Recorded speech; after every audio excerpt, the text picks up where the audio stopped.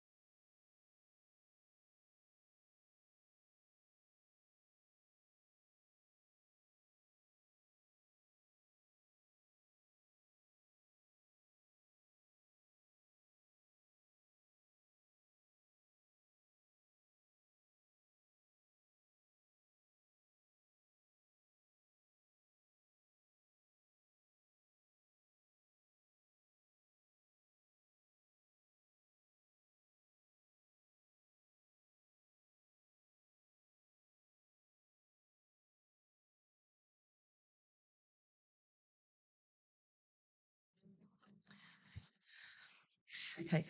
Good morning, everyone, and welcome to the Cambridgeshire and Peterborough Combined Authority Transport and Infrastructure Committee. My name is Anna Smith, and I am the Statutory Deputy Mayor of the Cambridgeshire and Peterborough Combined Authority. First of all, to say welcome to all of you for joining. I'm particularly delighted to see a large number of public questioners. There is a very full agenda today. Here is my agenda pack. This is a reflection of the amount of work being undertaken by the Combined Authority and its partners on transport and infrastructure.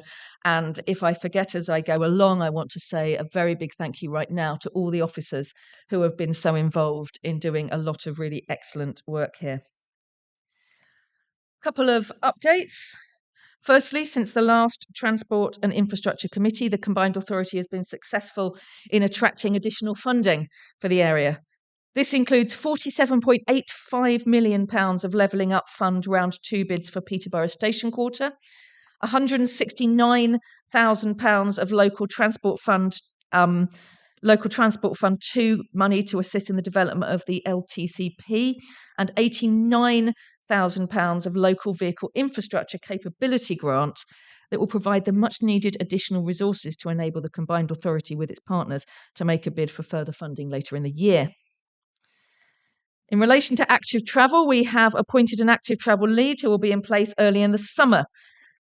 They will be tasked with establishing an active travel scrutiny group that will thoroughly examine all our schemes and initiatives to ensure we continue to deliver for all the people in the region and provide a steer regarding the employment of an advocate to push the case for active travel in Cambridgeshire and Peterborough, both internally and externally, with central government and local stakeholders. And I know there are a few people here today that I hope will want to engage closely with that active travel scrutiny group, looking at some of the public questions at the back.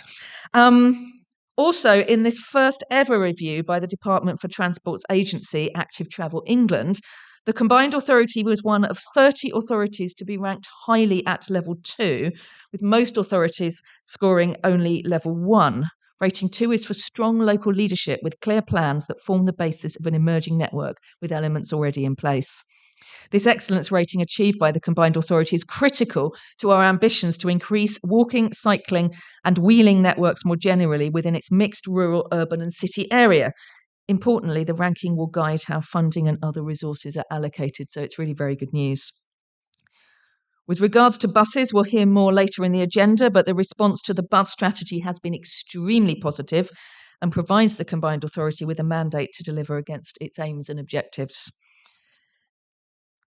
Now, to remind you all, the combined authority allows filming and photography at public meetings, so please feel free to take pictures and use social media during the meeting. I would ask, though, that everyone takes a moment just to check that their mobile phones are turned to silent or vibrate whilst the meeting is taking place. And it's the nature these days that a lot of us have more than one phone, so I'm just making sure that all my devices are silent so that it's not my phones going off. If you could all take the moment to do the same, that would be much appreciated. Okay, I think we're fine. Good.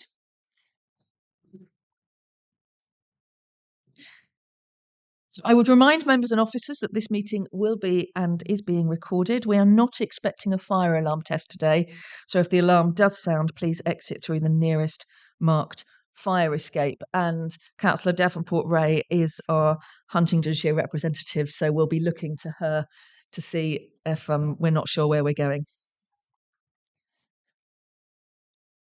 So our first item on the agenda, part 1, is apologies for absence. Would the Democratic Service Officer report any apologies for absence, please? Thank you, Deputy Mayor. I've received apologies from Councillor Sam Wakeford and Councillor Davenport-Ray is substituting for him, and also Councillor Marco Serest. I think we should add the apologies of the Mayor, Dr. Nick Johnson, to that as well. Duly noted. Does any member wish to disclose any disclosable pecuniary interest or non-statutory disclosable interest at this stage? And a reminder, you can declare an interest at any time during the meeting if you think of something. Okay, item 1.3 is the approval of the minutes of the meeting of the 16th of November 2022. We're being asked to confirm these as an accurate record. If any member wishes to raise a question on the accuracy of the minutes, can they please confirm that now? I see no objection, so I will sign the minutes as approved.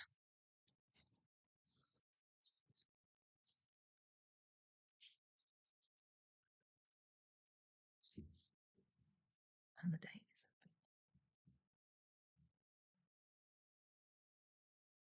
There we go. So now moving on to item 1.4. This is the Combined Authority Forward Plan. Does the committee have any comments on the Combined Authority Forward Plan?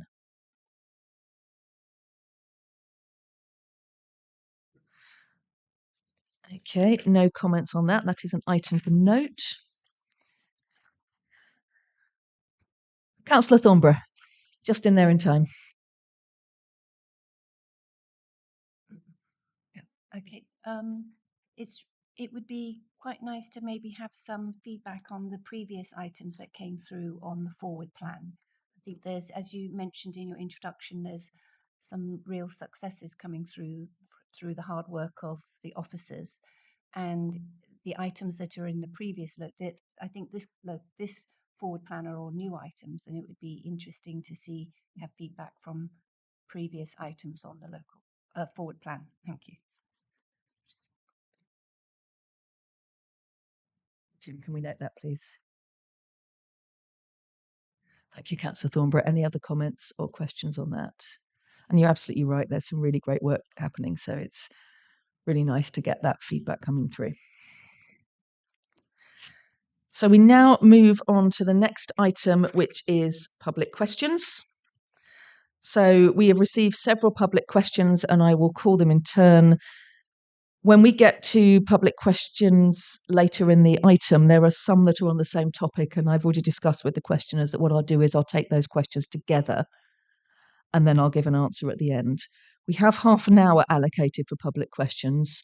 So as we have 9 questioners, what I propose to do is I will take the question, I will give a response. If people have a follow-up, we will note the follow-up and we will provide a written answer rather than do a verbal follow-up at the time. That will allow as many people as possible to get through. So firstly, can I invite the representative from the Cambridge Cycling Campaign, CamCycle, to come up?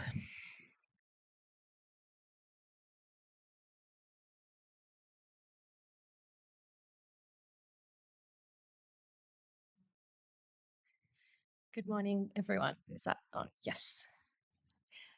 Hello, I'm Roxanne DeBow. I'm the Executive Director of CamCycle.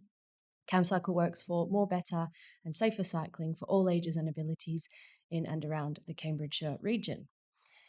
When CamCycle responded to the 2022 consultation on the local transport and connectivity plan, we called for a unified strategy across districts that was inspiring and accessible to everyone in the region. Would like to ask the Combined Authority today, please can you bear these points in mind with all the papers, communications and policies that you put out? It is often hard to see how the authority's different transport work streams fit together as a cohesive whole. For the average resident of our region, and even for many councillors and transport campaign groups, looking at this agenda and papers, much of it is quite overwhelming and often confusing. A few examples. Agenda item 2.7 talks about proposals for the existing roundabout adjacent to the BP filling station and Lancaster Way near Ely. These are 2 different roundabouts being conflated into one. A second point, while we strongly welcome the application for Active Travel Fund 4, the details given of the schemes selected in the appendices for item 2.4 are vague in area and type of intervention, and the split spreadsheet tables in Appendix 1 are very difficult to follow. A third point, while there has been much improvement of the local transport and connectivity plan, there is still a strong disconnect between the overall strategy and individual district plans. For example, page 50 of the plan says, we have found that road schemes often generate new demand and reach capacity again, as has already happened with the A14 improvement scheme, and yet the East Cambridgeshire plan still talks about expanding road capacity on the A10. To end on a positive note, and I hope you know that we know all these details because we're very, very enthusiastically reading all of this. But to end on a positive note, we are pleased to see that the local transport plan has been updated to focus around the decarbonisation principles of avoid, shift, improve, and a reduction in vehicle use across the region. We thank officers for their continuing hard work to incorporate community feedback. The importance of active travel and livable communities has been brought to the fore, along with a commitment to policies, including demand management, road safety, and air quality. It would be useful to see more detail on the carbon reduction modelling of specific interventions, and we hope this will be published later in the year. And if I might add one final comment, it is fantastic news to hear about the progress of the active travel lead and the scrutiny group, and I cannot wait to be involved and to get CamCycle working with you some more. So thank you. Thanks, Roxanne. And before I give a slightly fuller answer, just to say that you raised an error in the paper. It has been spotted. The republished papers have got that correct. And basically, yes, you're right. It links into what Councillor Thornborough was saying just now. We've got really, really, really excellent work happening here. And I think we all agree there's still work to do around that being really clear and transparent about the way things connect together and making sure that we are working effectively with individual members of the public and stakeholder groups. And there's another question later that I think is going to raise some of the same questions here. Certainly since I've been more involved at the Combined Authority, I've learned so much about the work that's being done, and I'm really inspired by it, and I'd love that to be clearer for everyone. And I think, as you mentioned, a really good example of that commitment and quality has come from that feedback from Active Travel England, who have picked up on that strong local leadership. But I absolutely take the point that we mustn't rest on our laurels. Active travel is really important, and we need to make sure that we're working as hard as we can on that. Just to let you know that we're working with the County Council developing at the moment their active travel strategy that's going to put form part of the LTCP documentation suite that is part of the discussions here today. There's more work to be done over the course of the next couple of months to ensure that there's consistency between those big strategic statements and those localized statements, and that's something that we all take really seriously. And we've got the final revised LTCP plan coming to this committee in June ahead of the board meeting, and we're hoping that that's all going to be clarified by the time we get to that point.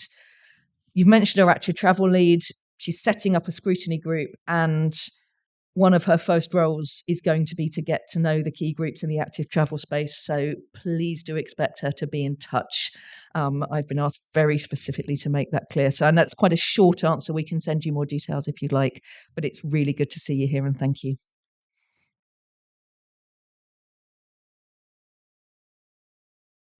Okay, could I invite our next public questioner, please? And that is Vicky Price from Fenland Parent Power. Do we have Vicky here? Is she joining us online? If not, Dan will read that out.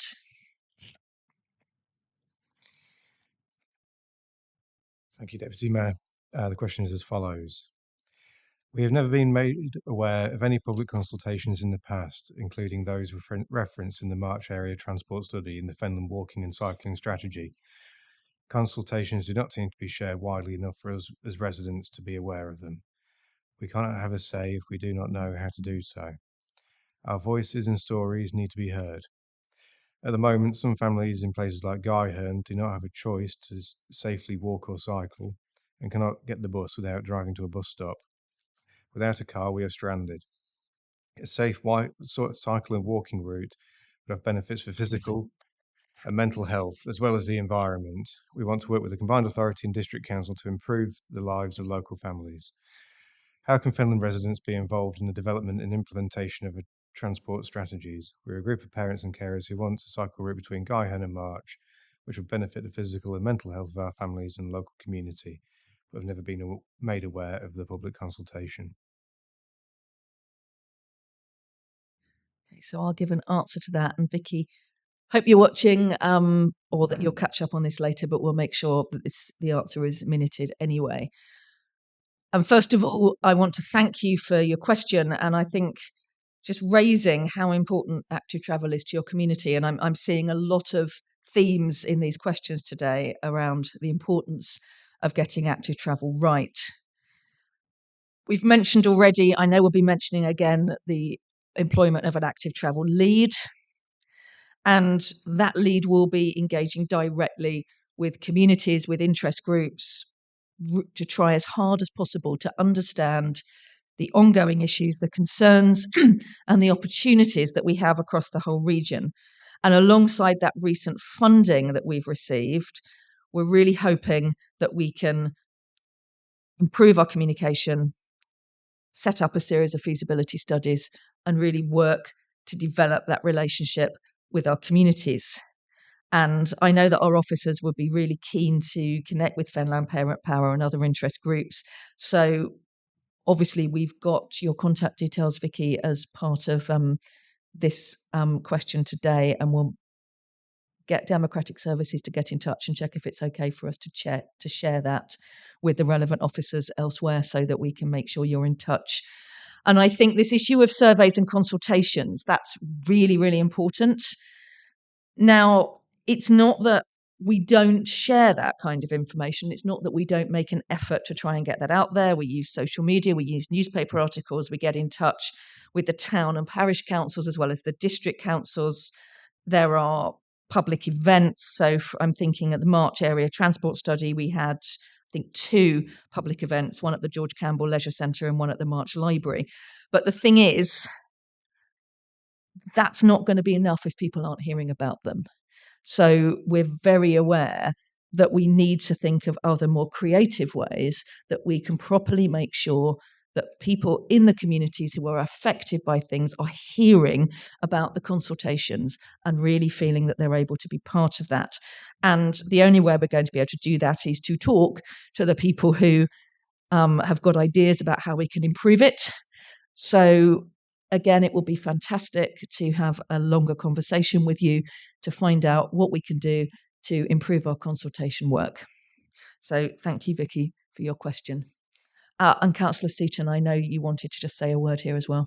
Yes, thank you, Chair. I just wanted to add to your answer that FDC have replied already to this question, have offered opportunities for further questions and discussion with the questioner. But of course, some of the parts of this question where FDC are not the lead, then we can't respond to. But as far as I am aware at this moment, we haven't had a response back from our reply to the questioner. Thank you. Thank you, Councillor Seaton. So now I would like to invite Paul Hollinghurst from Rail Future East Anglia to ask a question. Is Paul here or online? No, we're having an answer read. So over to you. Thank you. So the question is as follows. At the Transport and Infrastructure Committee on 16th of November 2022, funding was agreed to undertake an options assessment report for Wisbech Rail. What progress has been made towards this, and when will this report likely be published?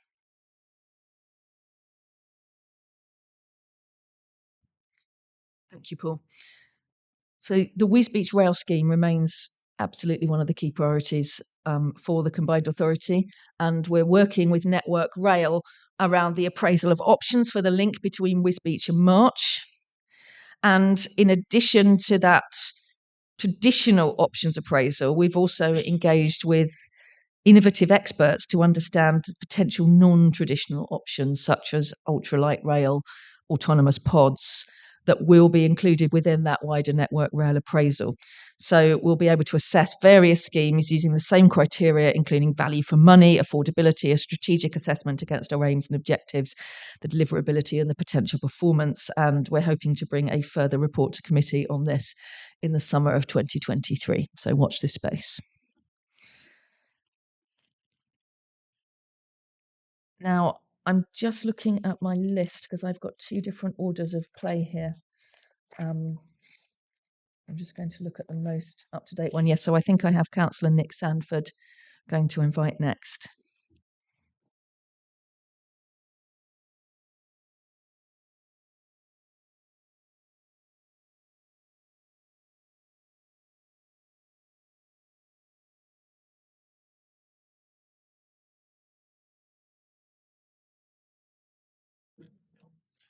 Okay, thank you. I'm Councillor Nick Sandford. I'm representative of Peterborough Council. I am really concerned that there's nobody from Peterborough City Council here, which is going to rather frustrate how the committee can function. But if I can now turn to my question.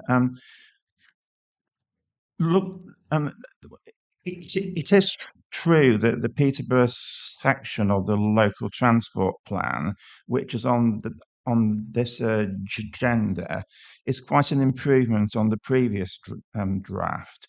But it's also true that quite a number of the large capital schemes are about highway construction or highway improvement, and and that is also true of Peterborough City Council's current transport capital programme, which has largely been funded by the Cambridge and Peterborough Combined Authority. So PCC has a policy of getting the whole of Peterborough to net zero carbon by 2030, and the Combined Authority policy is to reduce car traffic by 15% by 2030.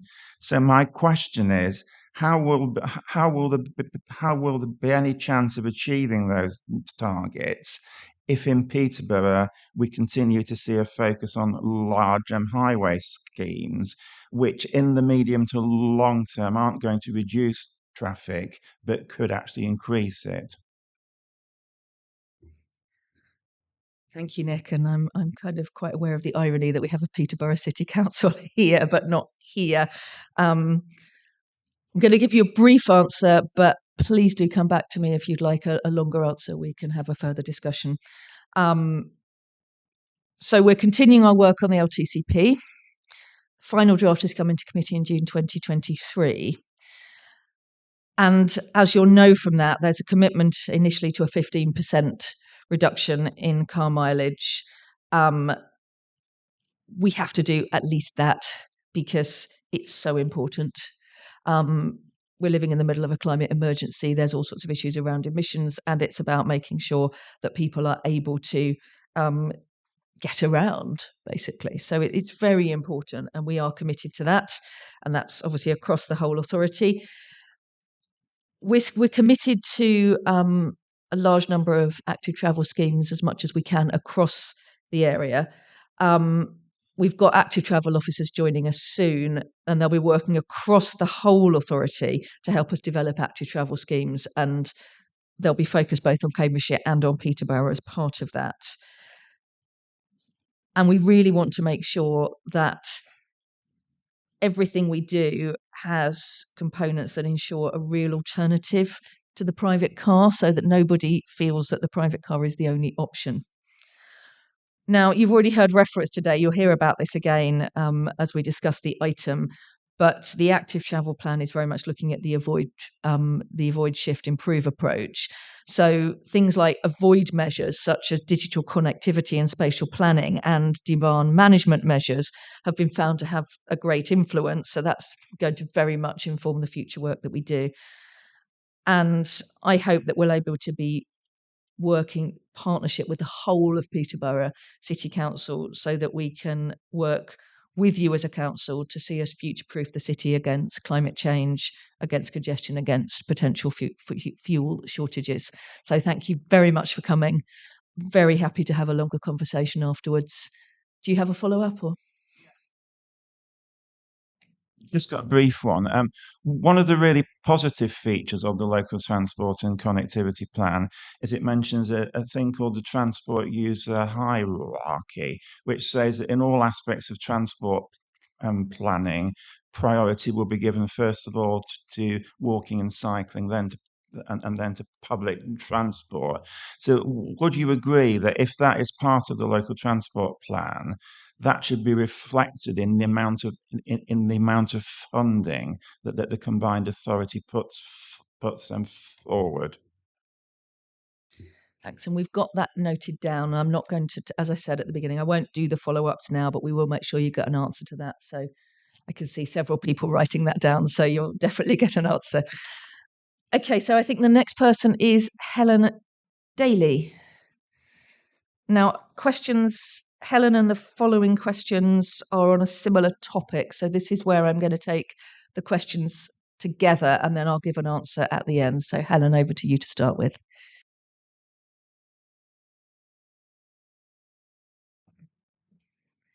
Yeah, okay. I'm Helen Daly. Again, I'd like to say how disappointed we are that there's nobody here from Peterborough. I think that's great disappointment. I'm from Castor and Aylesworth, which are two villages that like to describe themselves as one community.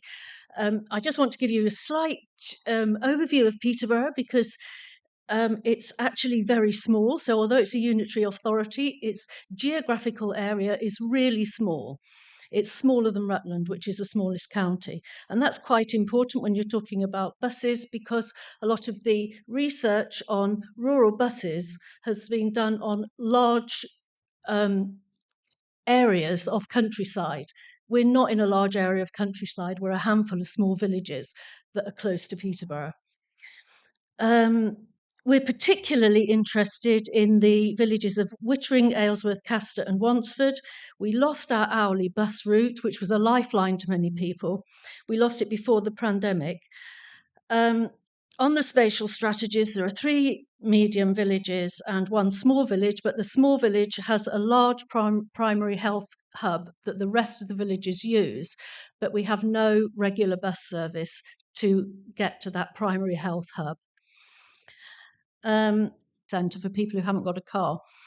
What we think the drivers are, and the opportunities, which is why we think there's an opportunity here to re-establish the bus service, is that we think you could change the bus route so that as we go through Peterborough, instead of going through a part of Peterborough that isn't going to pick up many people, we actually go to a shopping centre, which is in one of the suburbs, where people would be able to do their shopping, because in our village at the moment we have no shop, and yet we're a medium-sized village.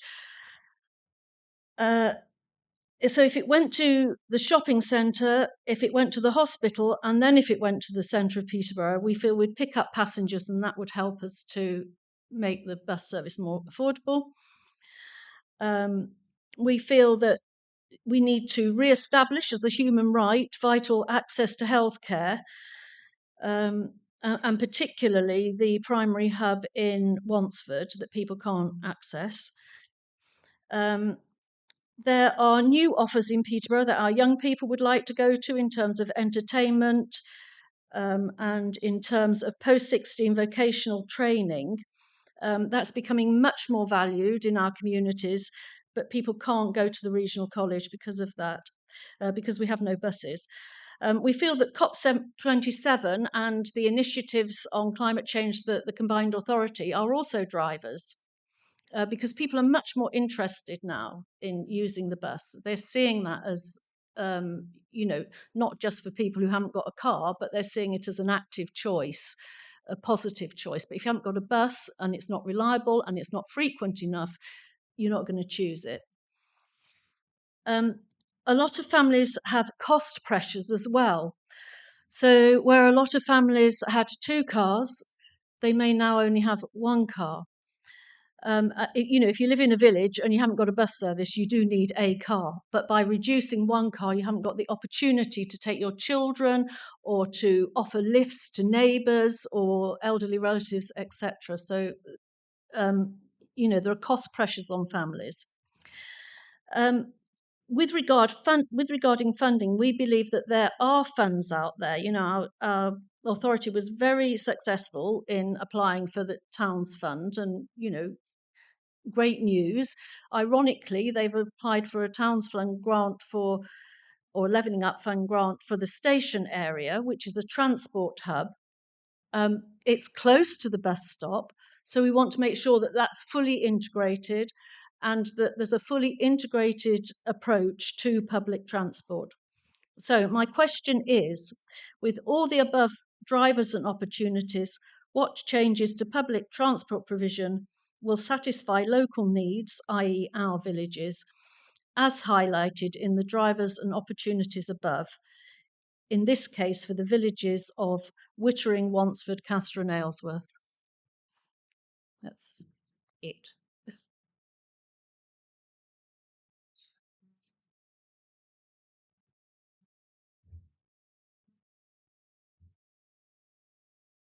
There we are. So thank you, Helen. And we have some other questioners, I think, on the same topic. So have we got Sue McGill? Thank you. And you basically, when you get to it, it's the middle button that you press to get the mic on.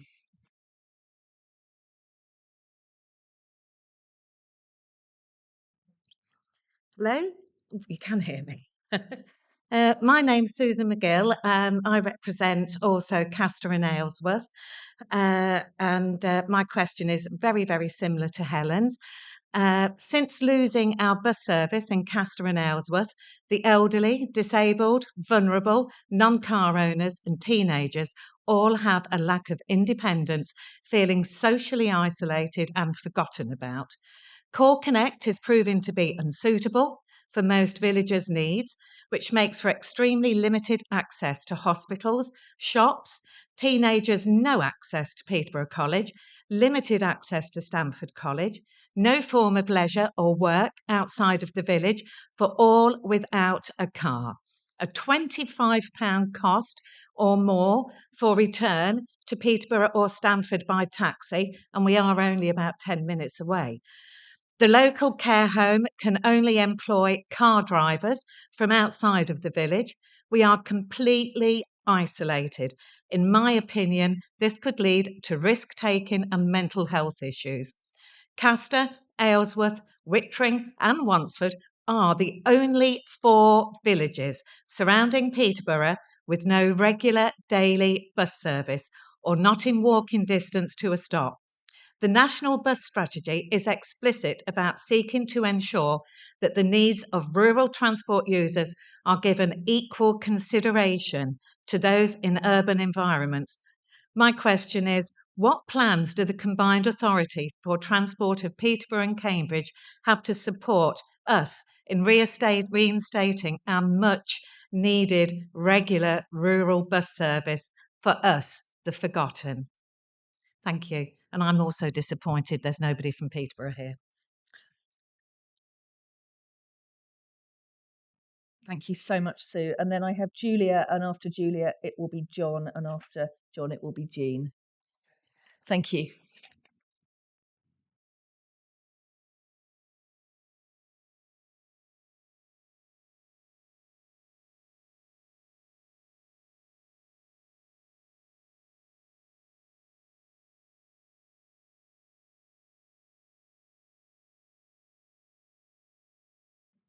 Okay, can you hear me? Is that okay? Julia Cunnington from Wittering Parish Council, representing Wittering as a whole. It's been a great loss to the village, and it has been a huge upturn for a lot of people not having a bus service. We don't have a health hub, so people can't get to the doctors. I've had horrendous stories from people that haven't gone to the doctors because it costs £30 return to get by a taxi. I also represent the disabled community within Wittering. I'm partially sighted myself, lost my sight, and I relied on the bus. And I know how frustrated and angry I've got because I've needed to get somewhere and I physically can't. I've had to rely on people. And my husband has to come out of work to get me places. So that's really it. And my teenage daughter as well, getting out and about, it really has affected her in doing things. So Wittering teenagers are very isolated, very frustrated. They're unable to get out independently out of the village to seek employment and to retain employment. The on-demand service we have, unfortunately, is unreliable. It stops them from getting out, and employment's a big thing to them. There's a lot of children that in a survey we have done have put, please, we need a bus. Simple wording, that's all they've put. And I think right now it gets to me that we can't do that for them. The thing with the on-demand service, you don't know what time you're going to get to your destination. So we've had a lot of residents say they've lost their employment due to getting to work not on time or not at all. Like others have said, we repeat really. It's about getting them to college. It's libraries. They want to meet friends. They want to go to shopping. If they want to go to Queensgate Shopping Centre, a return's costing £40. People haven't got that sort of money. So my question is based on the comments we've had from residents. We need a daily, regular, predictable bus service. Do you agree with Wittering? Teenagers need a regular bus service reinstating. What can we work towards to doing it for them? And me. Thank you. That's my question. Thank you so much. So could I invite our next speaker, please?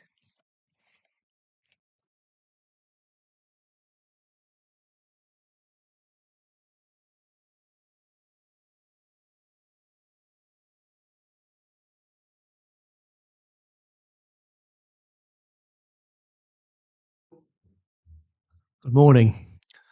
I'm here in two capacities, actually. First of all, as a resident of Wittering and also the chair of Wittering Parish Council. So I have two questions for you today. First of all, as a resident of Wittering, I'm very concerned about the lack of a regular bus service. In particular, there's concern about all ages of residents, but in particular, are Wittering residents of working age and military personnel. Wittering has no access to healthcare.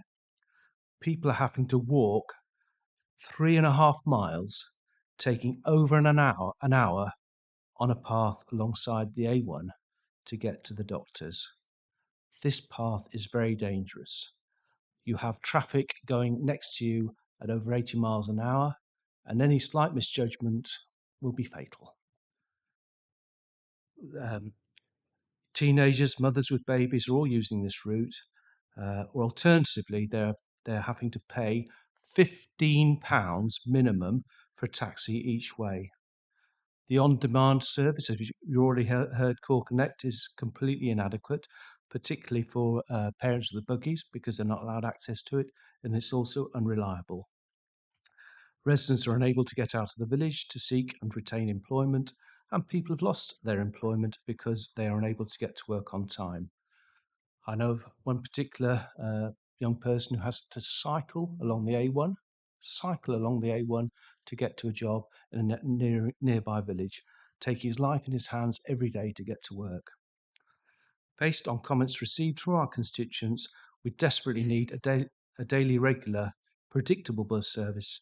Do you agree we need a bus service reinstating for our residents and military personnel? So that was my question as a resident, and I'm now going to ask another secondary question, if I may, as Chair of Wittering Parish Council. So, as Chair of Wittering Parish Council, I'm aware that the surveys being carried out in the 4 villages of Wittering, Wansford, Castor and Aylesworth clearly show that there is desperate need for a regular bus service in these 4 villages. The surveys also show that a lack of a regular bus service is having a really bad impact on the well-being and mental health of the residents of these 4 villages. Based on comments received from our constituents, it is clear that there is desperate need for a daily regular bus service for the 4 forgotten villages of Wittering, Wansford, Castor and Aylesworth. I too am very disappointed that there is no representative here from Peterborough City Council. We've all made an effort to come here today to talk to you. If nothing else, perhaps Peterborough would also like to think about the marketing opportunity for the people that live in the city, who perhaps like to come visit our wonderful villages and enjoy the wonderful countryside. So my final comment is,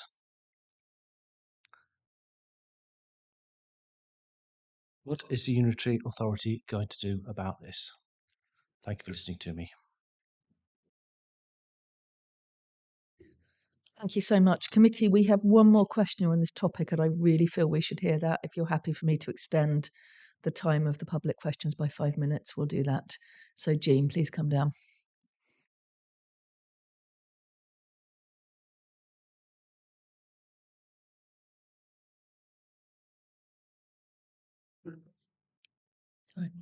Hello, I'm Jean Jackson and I live in Wittering.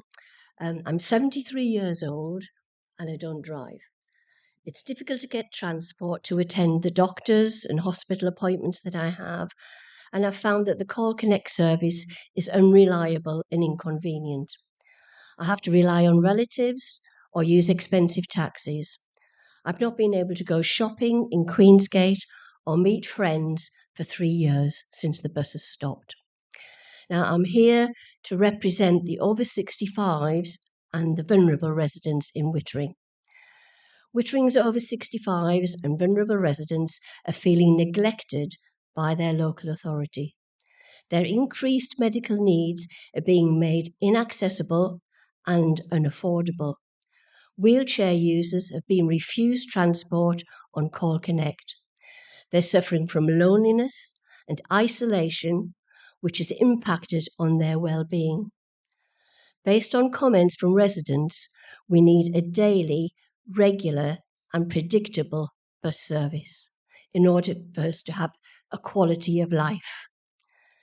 Do you agree that our 65s and vulnerable residents need a bus service reinstating?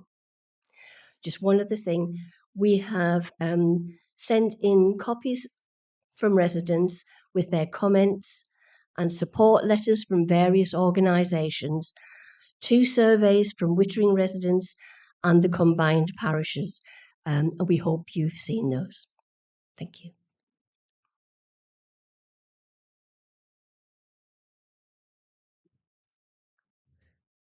Okay, well, thank you so much. kind of don't know where to start in an answer to this because it's incredibly moving to hear what you're saying. It really is. And it's an absolute indication of why we need better buses. It's an absolute indication of why we're doing things like the bus strategy. And to have you take the time to come here, I'm incredibly grateful for that. And I think committee has noted duly the disappointment that Peterborough Council isn't here. And I know we do have a Peterborough councillor here, but not in that capacity. To hear this, two. Good to see you. Because I know that part of the issue with this route was that Peterborough City Council weren't prepared to put in a subsidy, I believe, when this bus was cut by the commercial operators. So it's a real pity that they're not here, but I'm sure we will look. One of the things we'll do is look to facilitate some conversations. It's an awful word, facilitate, isn't it? But so I think the first thing I want to say is, please don't go away from here without leaving your names with our officers. Tim, would that be with yourself? We really want to make sure we're talking to you about how we can work with you in the future. I'm going to say a few relatively high level things. I think we've been having a quick conversation as you've been talking. One of the things we want to do is make sure that you get some meetings in, that we maybe do a site visit out to look at what the needs are on the ground, because we're really hearing that concern there. And that's why we need to do a review of our buses in a strategic way. Now, there are other things that I need to talk about, and I apologise because it's in committees we try not to be too political, but I'm going to have to say some political things. So bear with me, because basically the current state of affairs where we have bus companies up and down the country that are run for commercial profit and they're looking at profit and loss, it's just not good enough, because then what ends up happening is that communities lose out, rural communities lose out. Now, my background is as a teacher, so I taught in a post-16 centre for 13 years. We were having students commuting from quite a large part of the southern part of the Combined Authority area. And what you're saying there, and this is now 10, 15 years ago, I'm talking about, it resonates so much in terms of students really struggling to get to a place they needed to get to for the course that was right for them. And if there was transport, it was very expensive.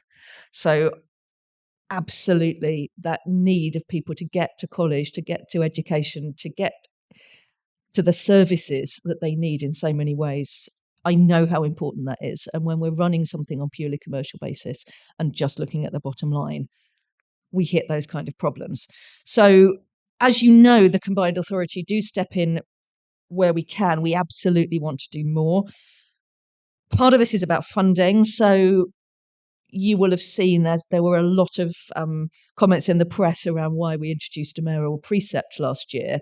And I know this doesn't help you and your specific route, but the reason that we did that was to enable the 23 routes that Mayor Nick had stepped in to save last year to be maintained for another year. And they were another 23 victims of commercial choices, basically.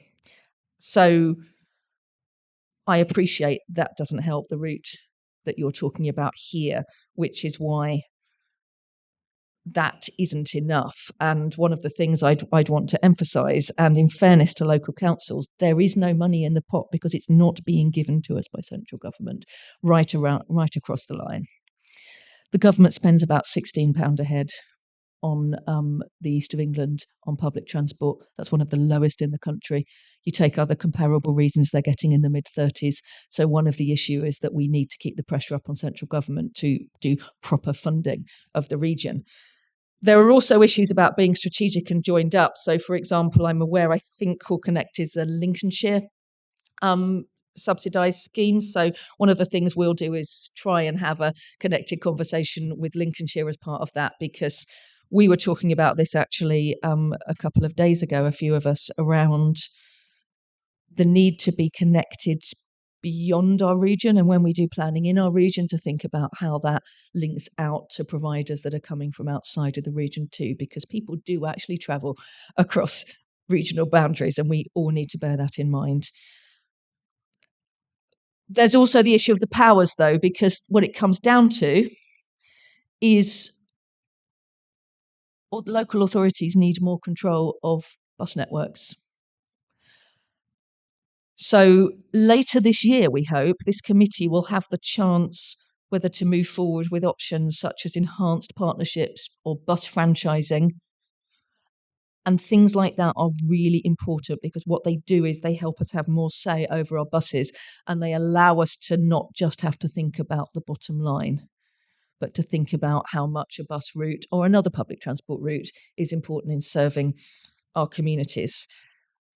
So a couple of kind of more immediate things.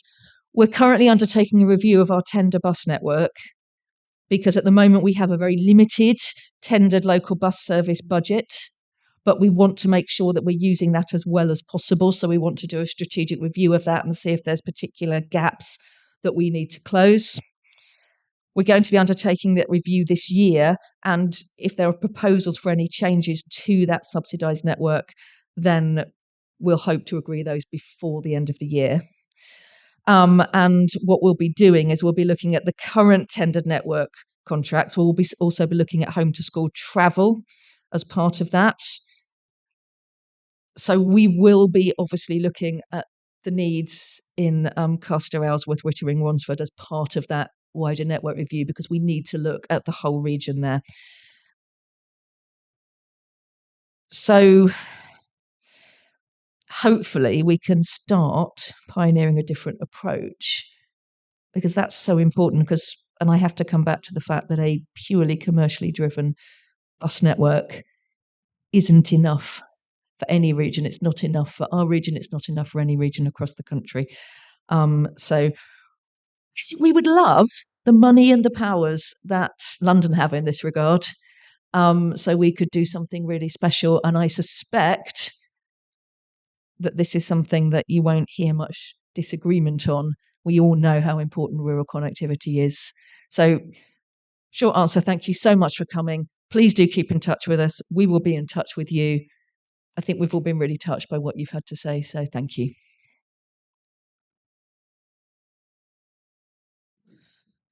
Okay, well, that concludes the public question item. My gut feeling, committee, is to keep going unless anyone would like a brief comfort break. Okay, just wave at me if you do need me to make a pause at any point. So we are now going to move on to item 2.1, which hopefully will be of value if any of our public questioners are staying. And please don't feel you have to sit through the whole committee. If you are staying, some of these early items particularly might be of interest to you. So I am going to invite, and I'm just looking who am I for this. This is Emma White, our Transport Programme Manager, is going to come and introduce this report. So thank you, Emma. Morning, everyone.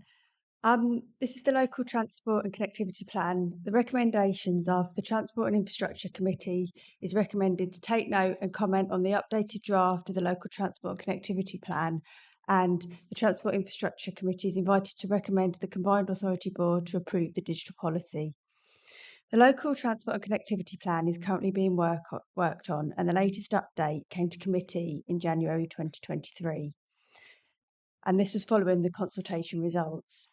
The main comments from the consultation included more ambitious net zero targets, improved rural connectivity for transport services, improved cycling and pedestrian links, and better public transport that is affordable, reliable, frequent, and with new routes.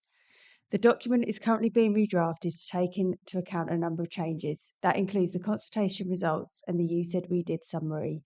The new DfT local transport plan guidance was due last year, and this still has not been published for consultation, though there is some understanding of this emerging guidance, and Tim Bellamy has been in discussions with DfT. Thirdly, the carbon assessment work has been undertaken, and on top of all that, we've included more engagement with councils working through the local transport plan. Since the document was uploaded, we've had a number of comments back from Huntingdon and East Cambridgeshire, and these can all be addressed. We still need to do work on the implementation plan and the monitoring and evaluation. Also, once we're in receipt of the guidance, a thorough assessment will be undertaken and any necessary revisions can be made when needed. Please note the LTCP document is a working draft and this will continue to be updated following this meeting. The document at present is very worded and this will be streamlined and worked on, but we were keen to get everything documented in the first instance. As part of the new LTP guidance, there's an expectation that local transport authorities need to undertake a quantifiable carbon reduction assessment. This is work we have undertaken. 3 phases of work have been undertaken based on the 15% reduction in car miles by 2030 from the Climate Commission. The main summary points from this work include, due to the unique position of the region, 40% of vehicle emissions within the combined authority are proportional to trips on the strategic road network. The interventions for emissions within the CPC area have become based on a vision-led approach to travel of the avoid, shift and improve, and this approach has become the basis to the LTCP going forwards. In summary, without further intervention, the combined authority area will exceed each of the next 4 carbon budget periods till 2050, even with accelerated electric vehicle take-up.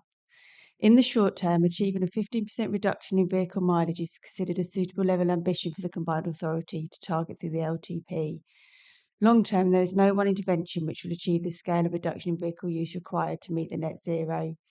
Of the measures tested, avoid measures like improved digital connectivity and spatial planning, and shift, like demand management, have been found to have the greatest influence. It is critical that the LTP considers all necessary hooks to secure further feasibility into the delivery of the required interventions. In terms of the digital policy, in January 2023, the draft policy was brought to the Transport and Infrastructure Committee. Following this committee, the policy was shared with key stakeholders for comment and minor updates following this have been made. The Transport and Infrastructure Committee is invited to recommend to the Combined Authority Board to approve the digital policy. Thank you.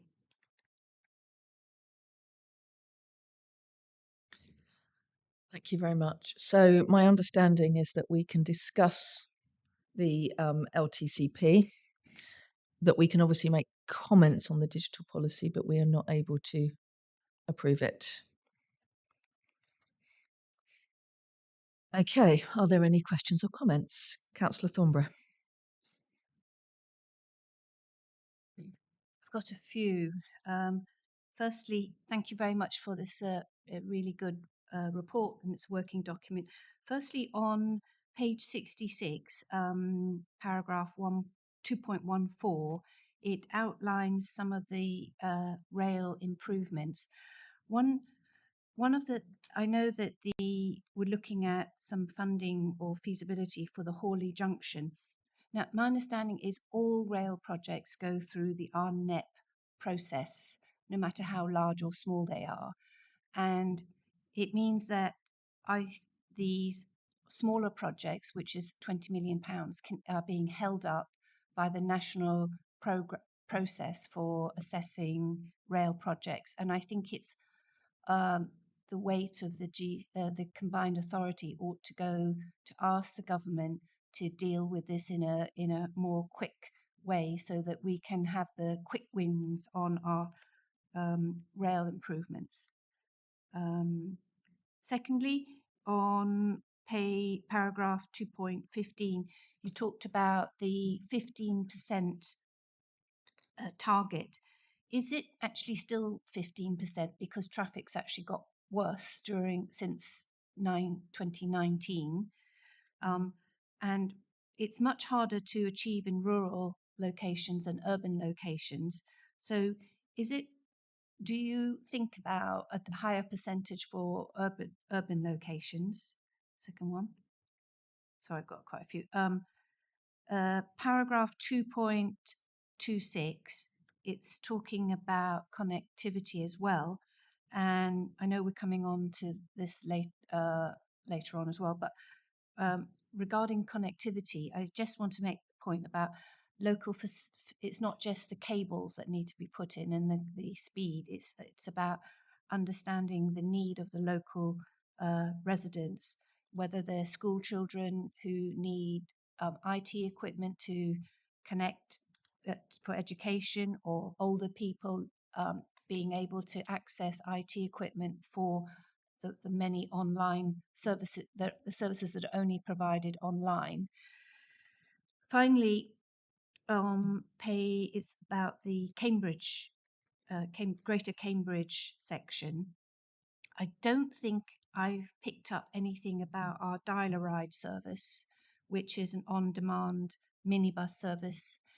It is a lifeline for many people in North Cambridge, and it also goes out to the villages. I think it's absolutely critical to moving towards a really good public transport service, and I really hope that the Combined Authority would support that. Also, we have quite a good community car sharing system with a commercial scheme, but we've also had a local initiative like in Marmalade Lane where 10 residents have got together to give up cars and share an EV car. And it means that the 9 spaces left they can use for something like I think they're using it for a shared outdoor gym. So for us in Cambridge, we need to provide, we need to support people to transition to non-car ownership. But people will need cars, and the shared cars and Dial-A-Ride is really important, and we think that has to be built in to that. So finally, because of the nature of the combined authority, Cambridge is on the east of the area, and this report focuses of the area within the combined authority. For me, Cambridge is in the centre of the map, and our transport connections with Ipswich, Felixstowe, south to Stevenage, and north to Kings Lynn are critically important to the economy, and I think that should be recognised. Thank you. Thank you. I normally take them in block. I'm going to take those just by themselves because I don't want to overload our officers there. So Emma or Tim, who's going to answer these? Okay, Emma first, apparently. So in terms of, I'll pick up the 15% target. It's on a 2019 baseline, and that's what the Climate Commission was approved at board to meet. It is more than 15%, and I've got the exact figures I can pull out due to the increase in growth and developments. So it does pull it up to over the sort of, I think, 20% or more. In terms of the urban and rural, at the moment, we're just looking at it as an overall number. We understand that there's differences and different areas can have different implications on it. And it's at the moment it's at the level of just looking at this avoid, shift and improve and what interventions can do what. In terms of the connectivity, take on your point about the equipment and can look into that. And the Greater Cambridgeshire section, as I said, it's a working draft, so we're happy to update, improve. If I take your details or take my email address, send across comments on the local sections, happy to update as we go. Keen to keep working with all the councils and everybody to make sure that we want everyone to be happy with the document so it works for everybody. Just in relation to the other comments. So the first one about RNet, I think we welcome the opportunity when maybe the chair or or mayor need to contact the NetRail and the government around the impact of that. But we are engaging with NetRail regularly on a number of schemes. Specifically, also regards the connectivity, we I think it goes back to the comment that was made in one of the public questions around the route hierarchy. So the very first one is about reducing the need to travel in the first place, and mindful that also there's an impact on mental health, etc. With along those routes, but we do need to reduce the need to travel. Therefore, we need the IT equipment, etc. And also linked to that is I'm having discussions with the Associate Director for Skills around access to education and actually being able to do work at home for children as well. On the Cambridge thing, Cambridge section, I think Emma picked it up, but I'm very much in the camp around car clubs. I think that they are really in the right locations, and that not always in urban areas. That's also in rural areas as well. They do provide accessibility to key locations. And then regard the neighbours, I agree. We need to communicate with our so Suffolk, Norfolk, all of our hinterland, because ultimately transport doesn't stop at the boundary. But we are actually engaging with them, but also with England Excellent Heartland and Transport East. So there's been a number of I'm obviously on the board for England Excellent Heartland, but also I attend Transport East. So we understand the concerns around those, and that also linked to Hawley Junction. So Transport East Data the Nation report on rail said that their two high priorities were the Hawley Junction, but also Ely capacity. So we are engaging with Andrew Summers, who's the chief exec of Transport East, and finally things like Stansted Airport. We need to make sure that we allow access to Stansted Airport and also some of our key ports, etc. So those conversations are continuing. Thank you. Thank you for those very thorough questions. So I now have I now have Councillor Shaler, Councillor Bovington, and Councillor Davenport-Ray. Do I have any others at this point? Councillor Seaton. I'll try and take those in a block. Councillor Shaler. I've turned it off again. Thank you very much, Chair. Really wonderful progress on this document, and I want to thank officers and also our Cambridgeshire officers and members all across Cambridgeshire, in fact, that have put into this. I want to note that the new government guidance is still not there, even though we were expecting it last year, and that does mean there's a little bit of a risk on this document in that if we don't get it right, if we don't tick all of DFT's boxes, we're going to miss out on the funding. So we do have to keep that in mind. But based on the information that we have already, a lot of it's going to be down to the addressing climate change and getting the carbon budget right, which is in there and it's a fantastic work in progress, obviously. We note that the 15% traffic reduction from 2019 will get us up to 2028. But beyond that, we'll need other mechanisms. We need to make further reductions. So I thought we'll put that in there.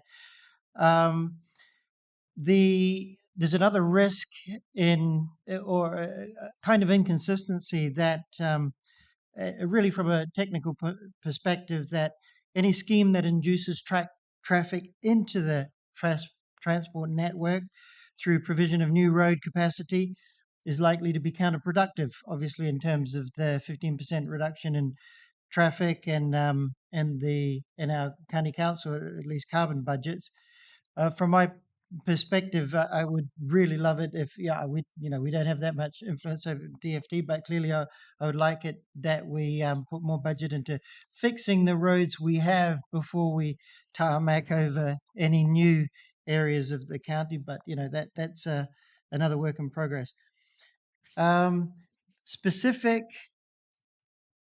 things I'd like to mention on page 90, actually to 92, we're talking about 20-minute neighborhoods. And there could be more said about, as others have said, access to health and dental. And again, this is in the government's remit more than ours, but it's something that I think should be mentioned.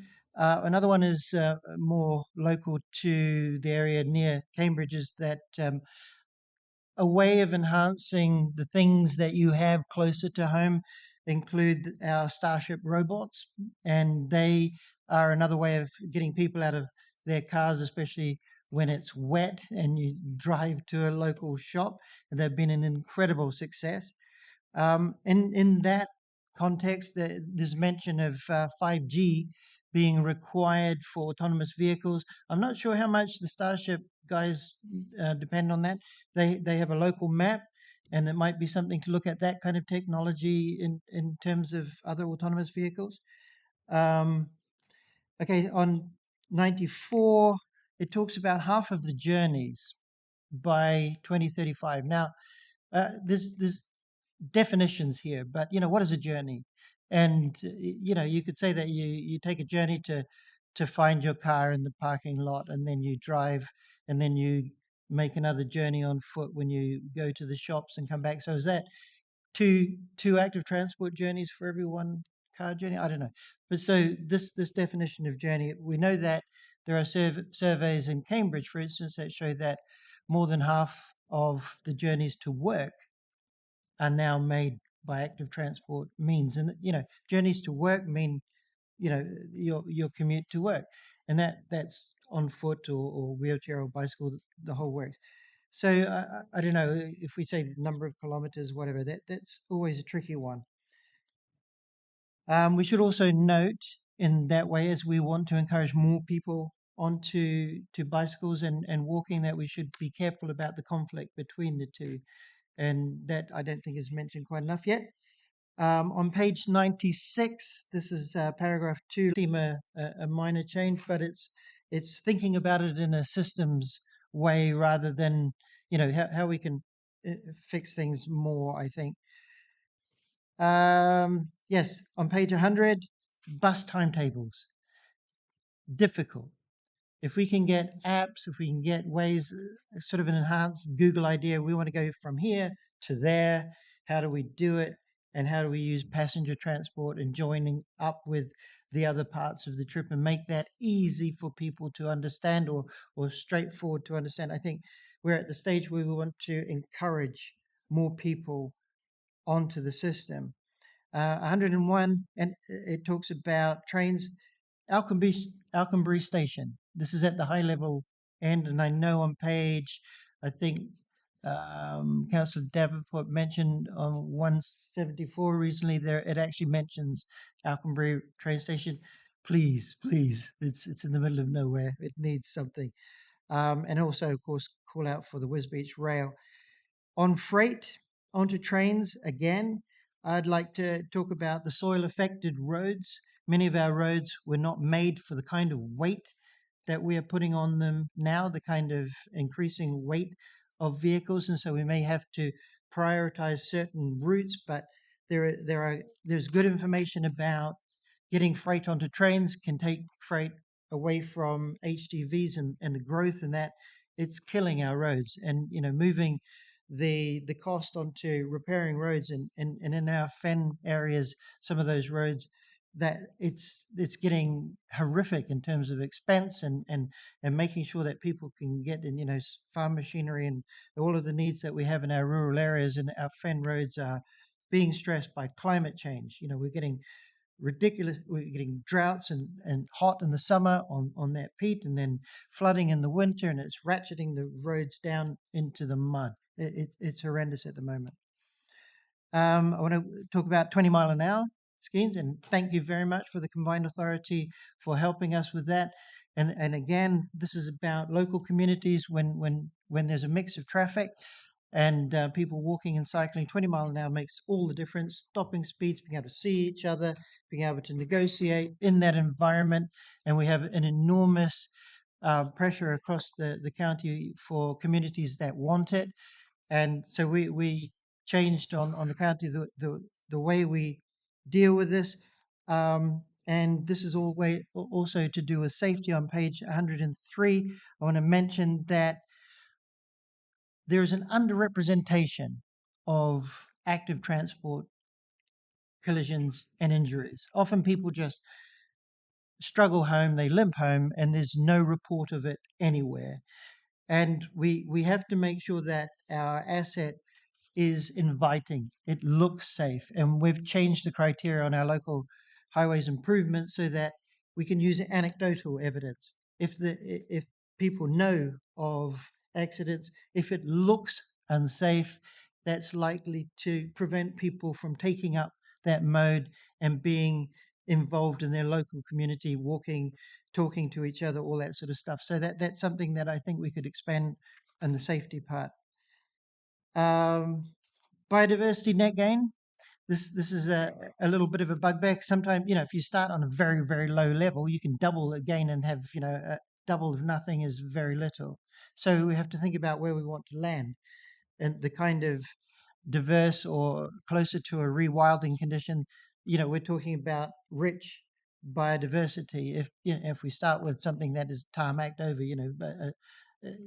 10% increase on that's not going to be very much. So these terms are often used in a way, and I understand it makes it more attractive for developers to use a more degraded site, but eventually we want to increase nature, and so I think that's something that can be in there. And talk a bit more about the idea of connected vehicles, but I think I'll stop there. I've already mentioned Starship. Thank you very much.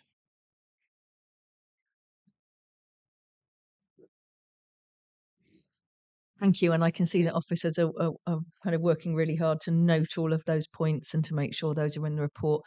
I'm not necessarily asking you to comment back on all of these. And I have to say thank you, because it is really important that we get this detail right. So thank you for the level of detail that you're feeding back on this. Is there anything you particularly want to come back on here, Tim?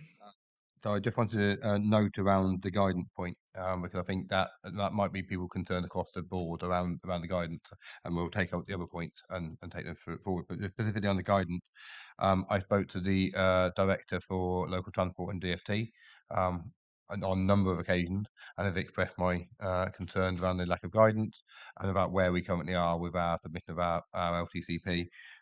Their advice was to continue to submit the document in our time frame, because it's ultimately been locally driven. That aligns with what Norfolk County Council and Oxfordshire, they've recently submitted theirs to government.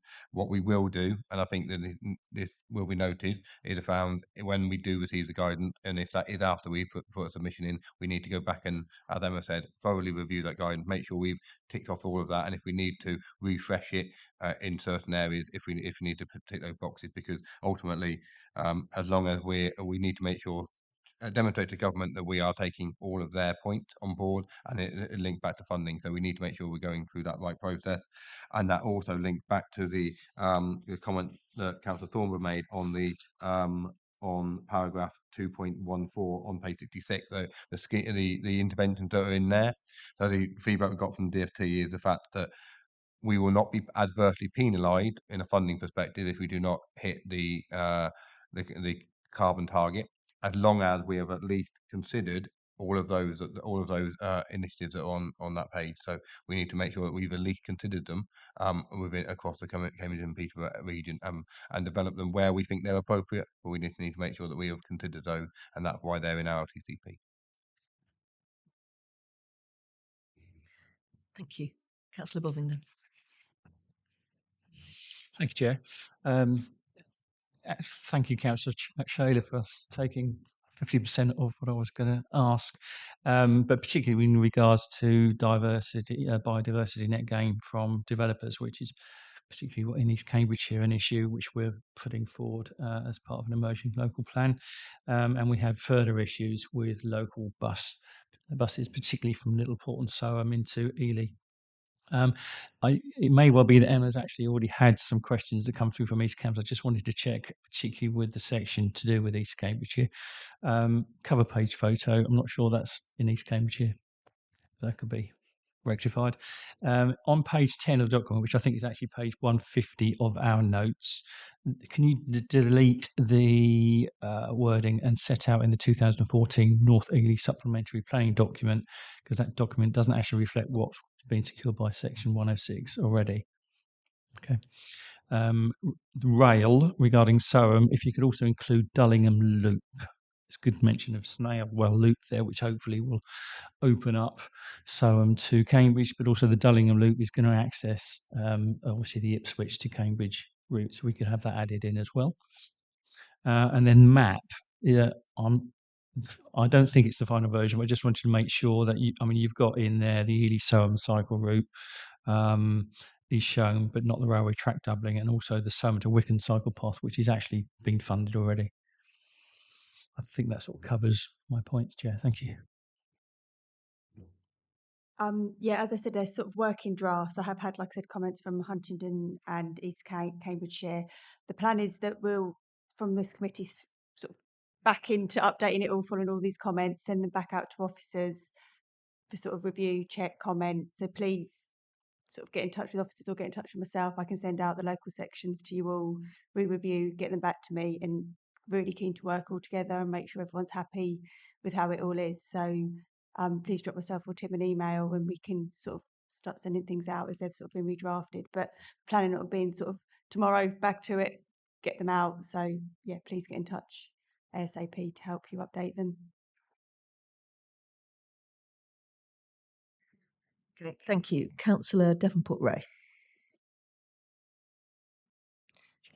First of all, I would like to echo Councillor Shaler in the amount of work that I know has gone into this process, and increasingly frustrating work knowing that the actual official guidance is continually delayed. So well done on that. And I particularly wanted to commend a specific section of the report and the wording of it. And this is on page 122 about road schemes.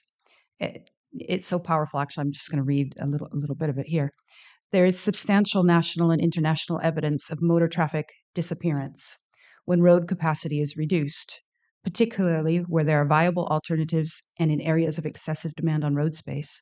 Traffic disappearance research shows that large percentages of motor traffic are not just displaced to other roads, but disappear through a range of behavior changes. This is really powerful, and it's in the this draft of the LTCP.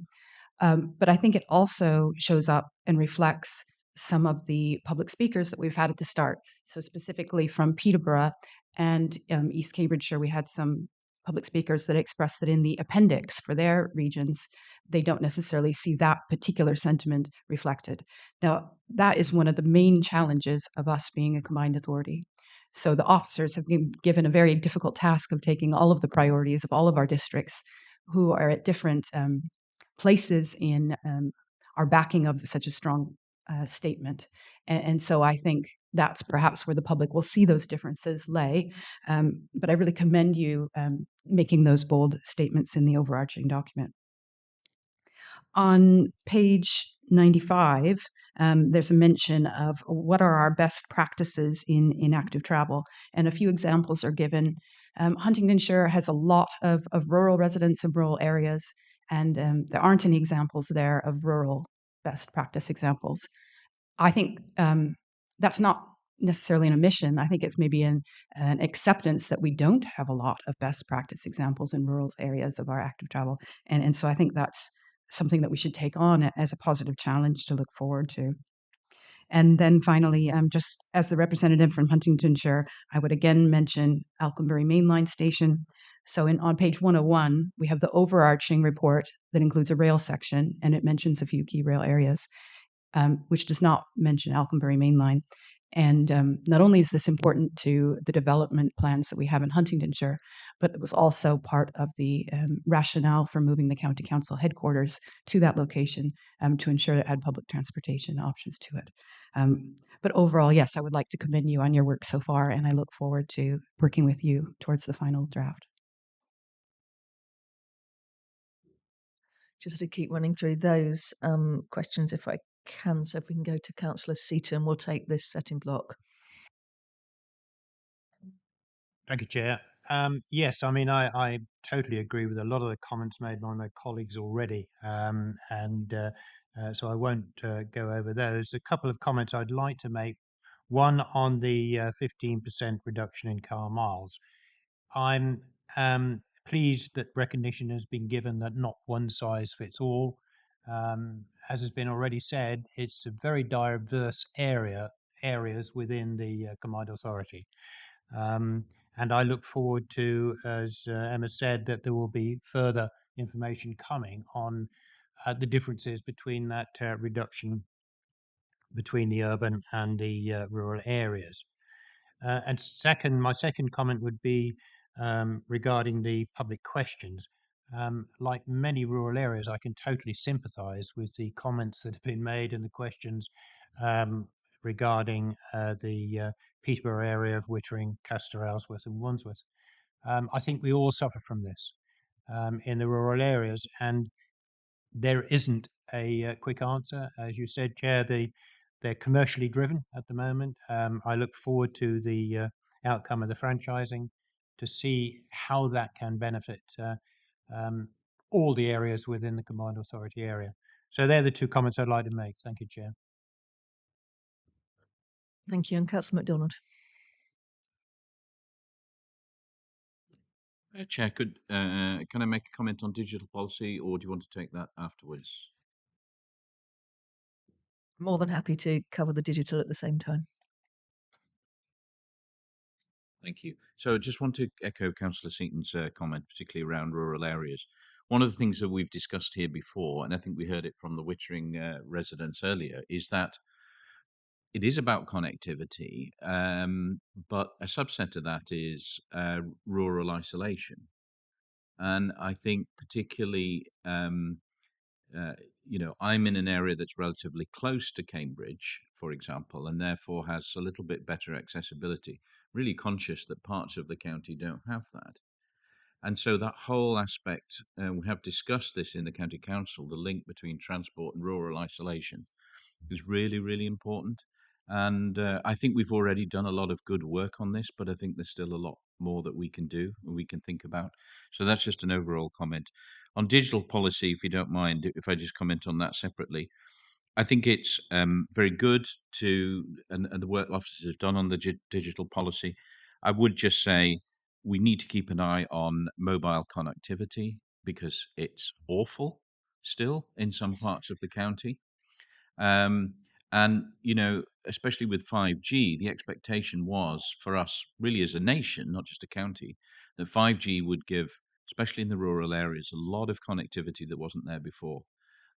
So if we can keep an eye on that, because I think the digital connectivity, that is quite advanced now, and we've been quite successful.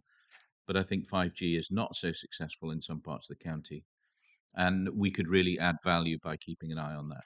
Thank you. Thank you. Who wants to pick up those? I'm informed, by the way, that the camera doesn't appear to be moving to us when we speak. Is there anything that we can do about that? Okay. So, Tim, they're hearing our words but not seeing our faces. Over to you, Tim. And also, I think it's a positive thing not being able to see me on screen. So, with regard to Councillor Davenport's comment, I think the key part around the feasibility of, I think I said this at the last meeting, but it's part of the work we're going to get the active travel lead to do is around the feasibility of active travel in our rural areas and actually not being tied up by LTM 120 because ultimately in some of our rural areas they're not appropriate. So we need to understand how we then take all of those connections for rural transport. With regard to Councillor Seaton's point around the 15% reduction in car mileage, yes, one size doesn't fit all, and therefore Em and I will continue to do work and engaging with members around what the WP work's saying. But ultimately, it's a net 15% reduction. Therefore, there may be some areas that may need to do more because it's very easier in the shorter term. But ultimately, we all need to be on that journey to the 15% reduction.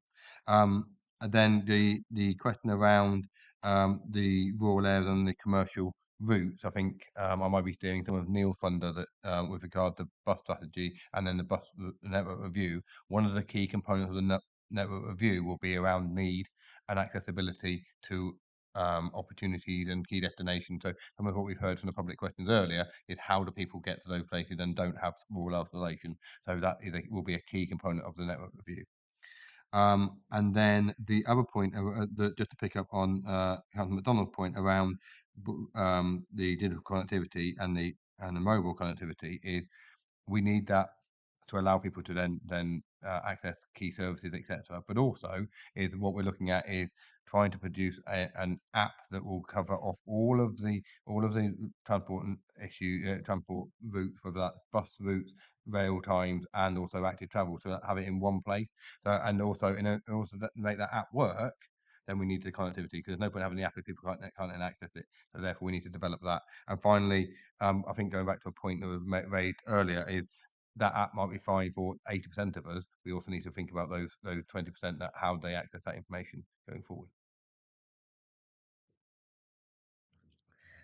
So, Councillor Thornborough, anyone else want to come back on any of that? Councillor Thornborough. I was just picking up on what the residents, the questions about Wittering. One of the point made was there was a lack of any local facilities in the villages, and they needed to get to a certain location for healthcare.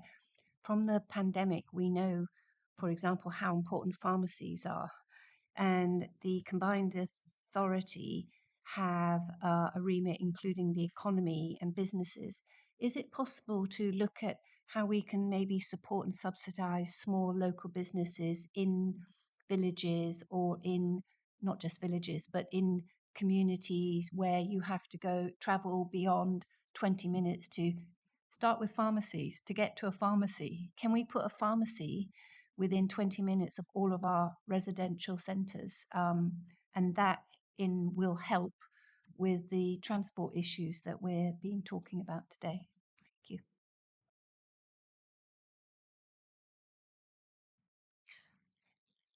Councillor Shaler. Thank you very much, Chair. Just very quickly come back on rural connectivity and its relationship to education transport. So we have often, I think, Tim, you were also with us at the Rural Transport Summit, and they talked about silos where you have different providers not really joined up with each other. And on the county, we end up spending an enormous amount, often using taxis to get people from rural transport poor regions. And if we think of it more holistically, which obviously is the CPCA's remit, we may be able to come up with solutions for some of those problems as well. Thank you. Thank you. And there's just, I'd like to exercise chair discretion and add something of my own, which is I've had quite a lot of correspondence through around the difficulties of updating information at bus stops. So if routes change, even sometimes if service providers change, that information is not accurate then on the stop. And that makes it very hard for local residents to know what bus they're catching and from which place. So I think that would be a really good thing to cover off in here if that's not already in there. Anything either of you want to say in response to that? Okay, are there any further comments on this? Now, this is mainly a report to note. I've been in discussion with the monitoring officer, who I am able to exercise chair's discretion to seek the temperature of the room.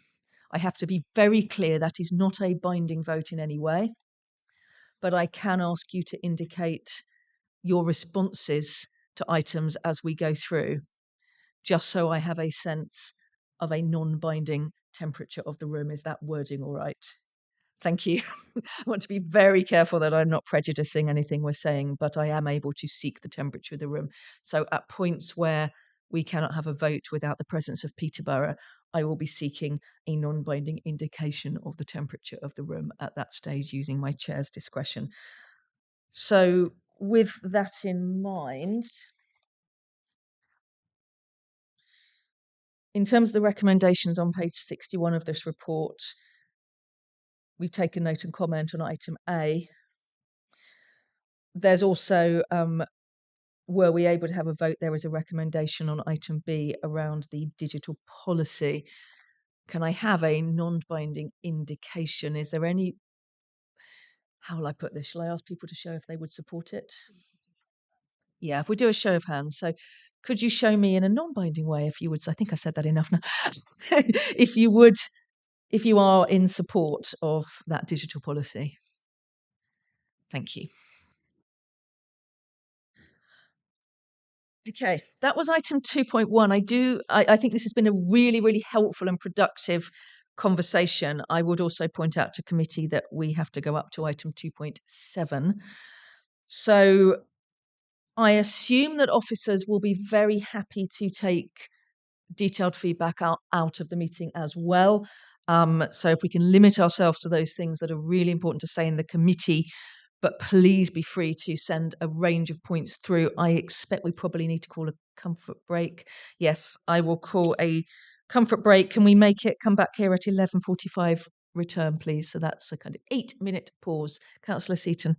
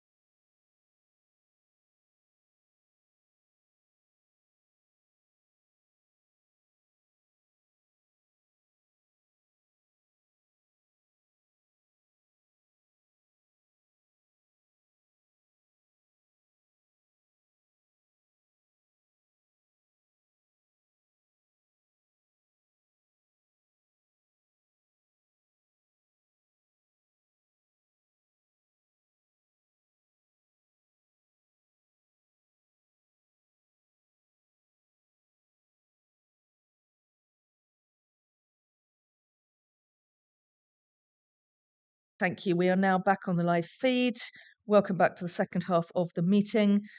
As the cameras aren't moving, just to record so people are aware, that last non-binding temperature check was everyone in favour of the digital connectivity piece.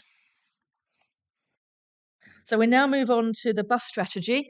I would ask those people introducing and those people making comments to keep their comments to a minimum so that we're able to debate the full item. Who is introducing the bus strategy item? Neil. Great, and you're online. Welcome, Neil. Over to you.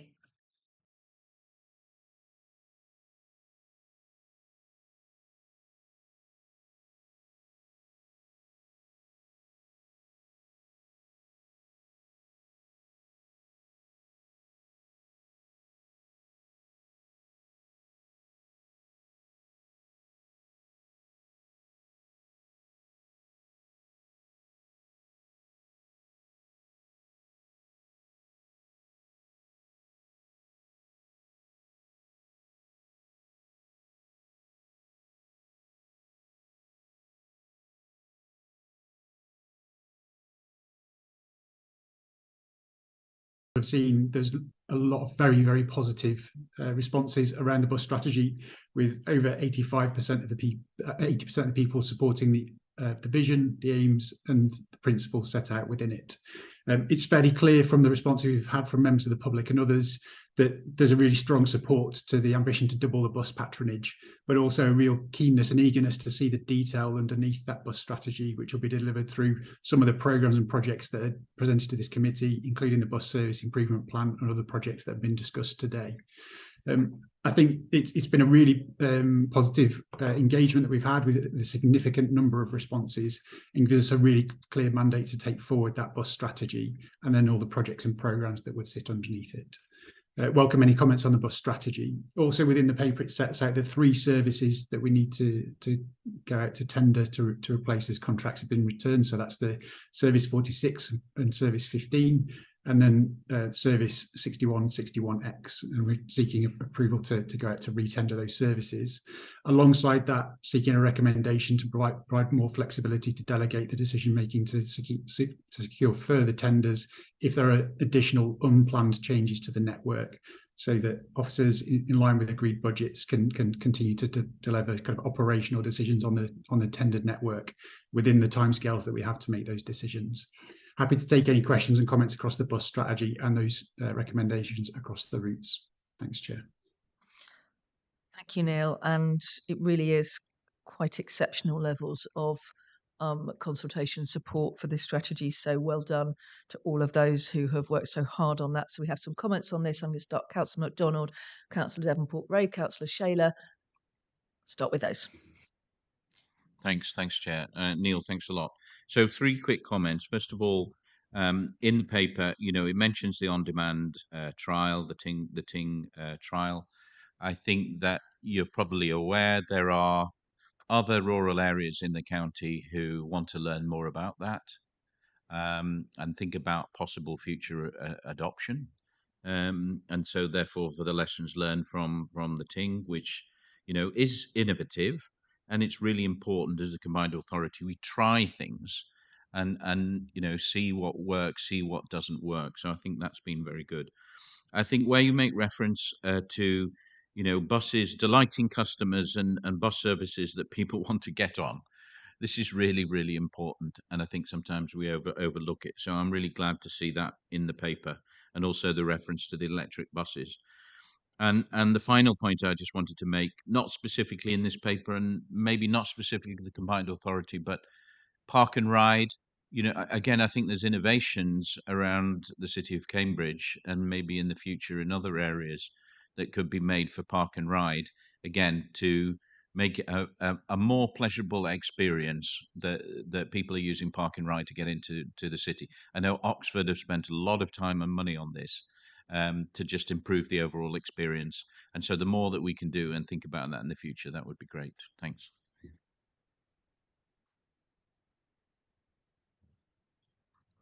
Yes. Yes, thank you for the report, Neil. A few comments from me. Recommendation C is about the replacement of a few local bus contracts. And I suppose what I have concerns about is the fact that it's literally replacement. And I think we've heard from some of our public questions earlier today that what we really need to get down to as quick as possible is route rationalization. What routes do users want to travel? And I'm also hearing that message from bus providers as well, that they would like the ability to assess where their riders want to go and rationalize those routes rather than the cycle of constantly replacing them. In this situation, I am tended to, in terms of the temperature check, back that. But yes, I would encourage you, rather than replacement, as soon as we can, be moving towards route rationalization. On page 232, I think Councillor McDonald's referred to this as well. There's the ambition that travel by bus should be pleasant and comfortable. I agree that's a worthy aspiration.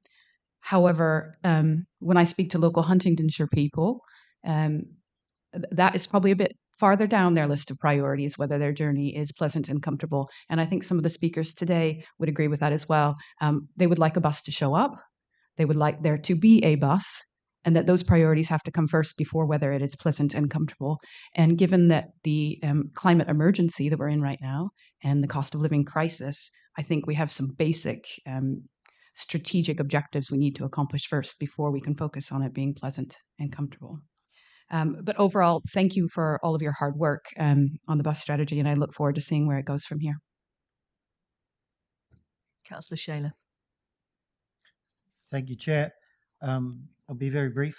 I just want to mention that the beneficiaries of passenger transport are not only those on the bus, and we all benefit: environmental, the space, community, employment, education, all of those things.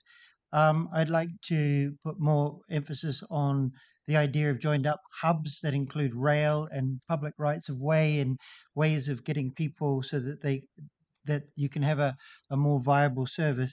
And I say service, and we're talking about the reasons why people would choose public transport is about reliability and frequency, not necessarily speed, but just the fact that you can go unencumbered from one place to another, and very much the idea that it is a service rather than extraordinary profits for private companies. So again, a shout out for franchising and every which way that we can make it into a more of a service for our people. Thank you very much. Councillor Thornborough.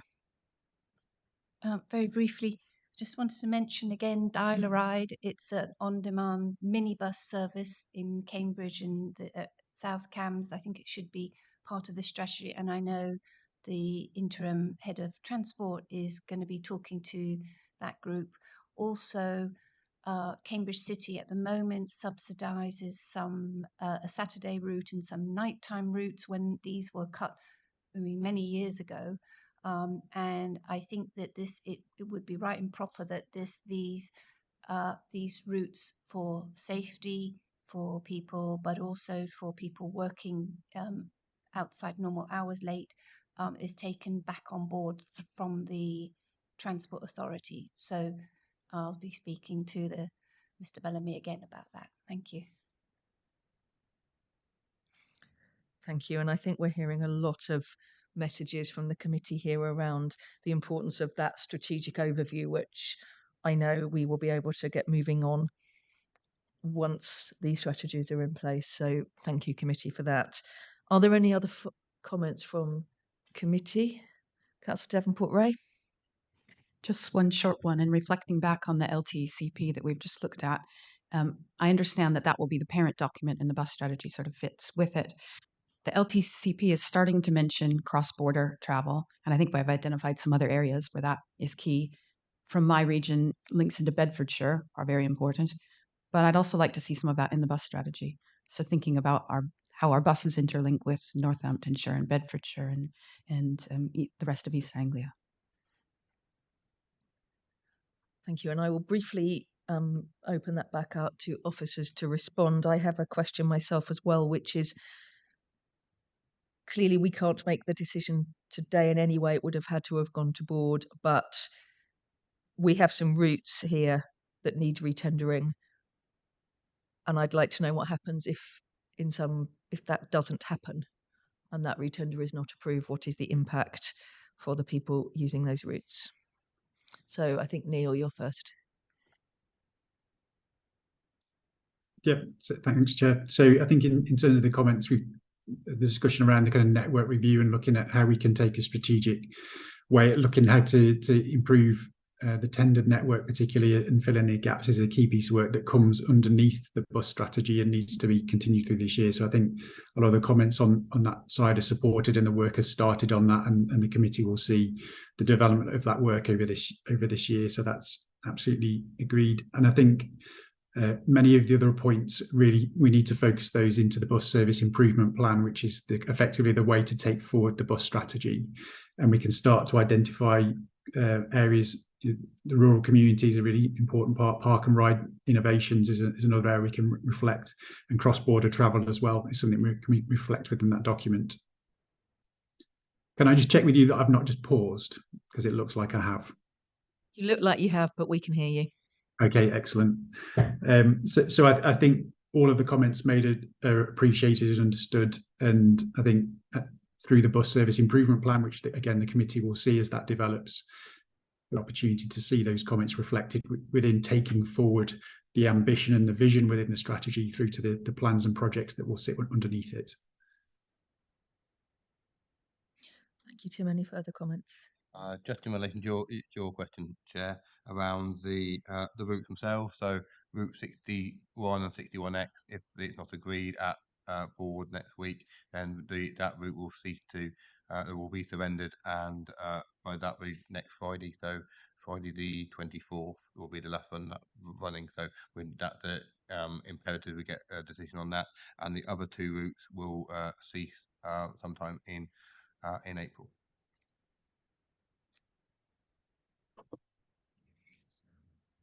Thank you. Councillor Devonport-Ray. Route 61 and 61X is essential to the residents of St. Neots. And if those routes should cease due to one of our authorities' non-attendance, I think that would be an incredible shame for the objectives that we have in terms of our environmental goals and increasing public transport usage, not decreasing it. I really hope we can find a solution in order to assess that tender, given we won't be able to make a decision today. Thank you. Now I'm going to give an answer to that, and I just want to make sure I've got this technically right, so please step in if I get this wrong. But my understanding is that what we do as a committee is we recommend decisions to the Combined Authority Board. This will go to the Combined Authority Board for a decision. So although we can't send off formal recommendation, I will take the temperature of the room, and it will be then up to the board to make that decision, which they would have had to have signed off anyway. But I absolutely feel, and I hope we have noted, the real concern about these routes and ensuring that we do not lose routes that are vital for residents in our authority. So looking at the recommendations, if there are no further comments, recommendation A is to note we have recommendations B, C and D. And I again would like to do a temperature check in the room. So could I have a temperature check on B? Who would be in favour of recommending that the Combined Authority Board approve the bus strategy? And that is all members present. That is 6 members present would be in favour of that. Temperature check on recommendation C, which would be recommending the board agree to obtaining competitive quotes for 3 replacement local bus contracts for the period ending March 2024. I'm slightly summarising that, but you've seen it. And again, that temperature check is unanimous. And recommendation D, which is a delegated authority. Can I see a temperature check on that one, please? Again, that would be unanimous. Were we taking a formal vote? Thank you. So I'm now going to suggest we move on to the alternative fuel strategy. That's on page 485 onwards. That is item 2.3. Who is speaking to this one? Emma, could you come to the table, please?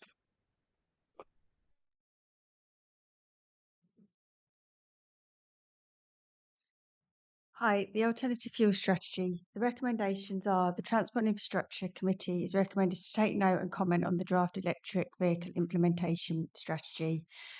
The Transport and Infrastructure Committee is invited to recommend to the board to approve the East Anglian Alternative Fuel Strategy. Recommendation C is to approve the drawdown, to approve from subject to approval the 88,500 from the Local Vehicle Infrastructure Capability Grant, and also to delegate authority to the interim head of transport to sign the grant funding agreement. The draft East Anglian Alternative Fuel Strategy went to Transport and Infrastructure Committee in July 2022. Following this, it went out for consultation for 6 weeks until the 21st of December.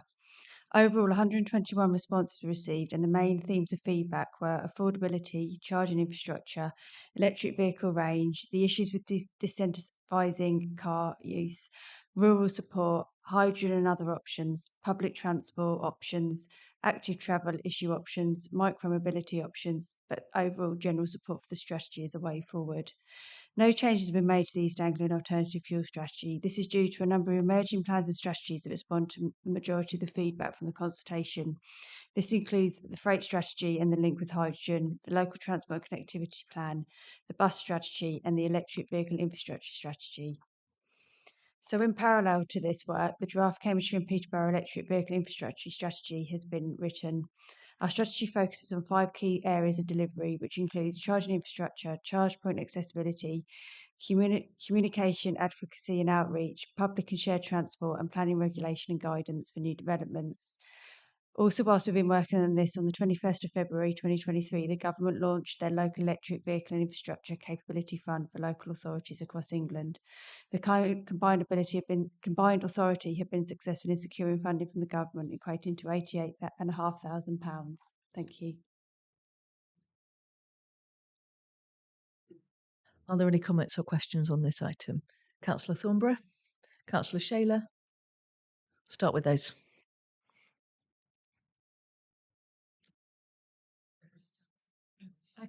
Okay, so thank you for the report. Just 2 things. In Cambridge recently, we've had a planning application received to put in EV charging points at a petrol station. So they're already thinking they're already thinking about the future and the change away from petrol and diesel and providing residents with the electricity based service. The other, I am a bit concerned about provision of hydrogen power in local points, and I think in Suffolk it's actually being rolled out in some places. It entails a huge amount of water, and we have in this area we're still looking at how we can, around Cambridge, how we can deal with provision of reliable water provision which doesn't damage the environment going forward, and that still needs to be resolved. And I think anything to do with hydrogen powered stations or power for vehicles needs to go hand in hand with the water issue. Thank you. Councillor Shaler. Thank you, Chair. This is relates to the East Anglian Alternative Fuel Strategy, and I know that this is a very high level paper, and there's a lot of pressure to get into the details across the county.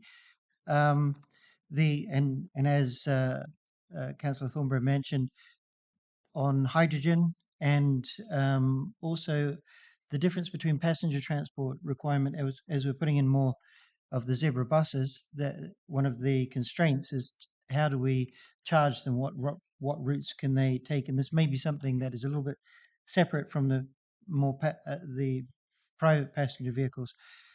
I also note that the Energy Saving Trust is part of this, which is, as I understand, is the government body.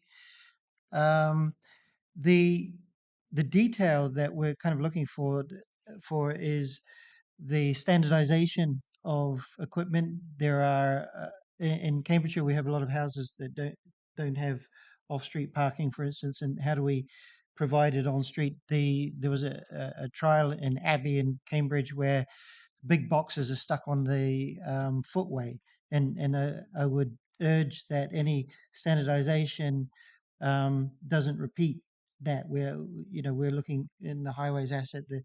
The strategy is to look after people on foot and wheelchair first, and then cycles, and so any infrastructure should be on the carriageway, I guess. I also note that I'm a bit unsure about the timescale. The funding from the capability fund, it's very short term, so it's only for 1 year, as I understand. And what are the prospects for going forward, especially as it's about finding a person to take on the role for this. Has somebody already been employed, or if not, when are we looking to make that employment? Thank you.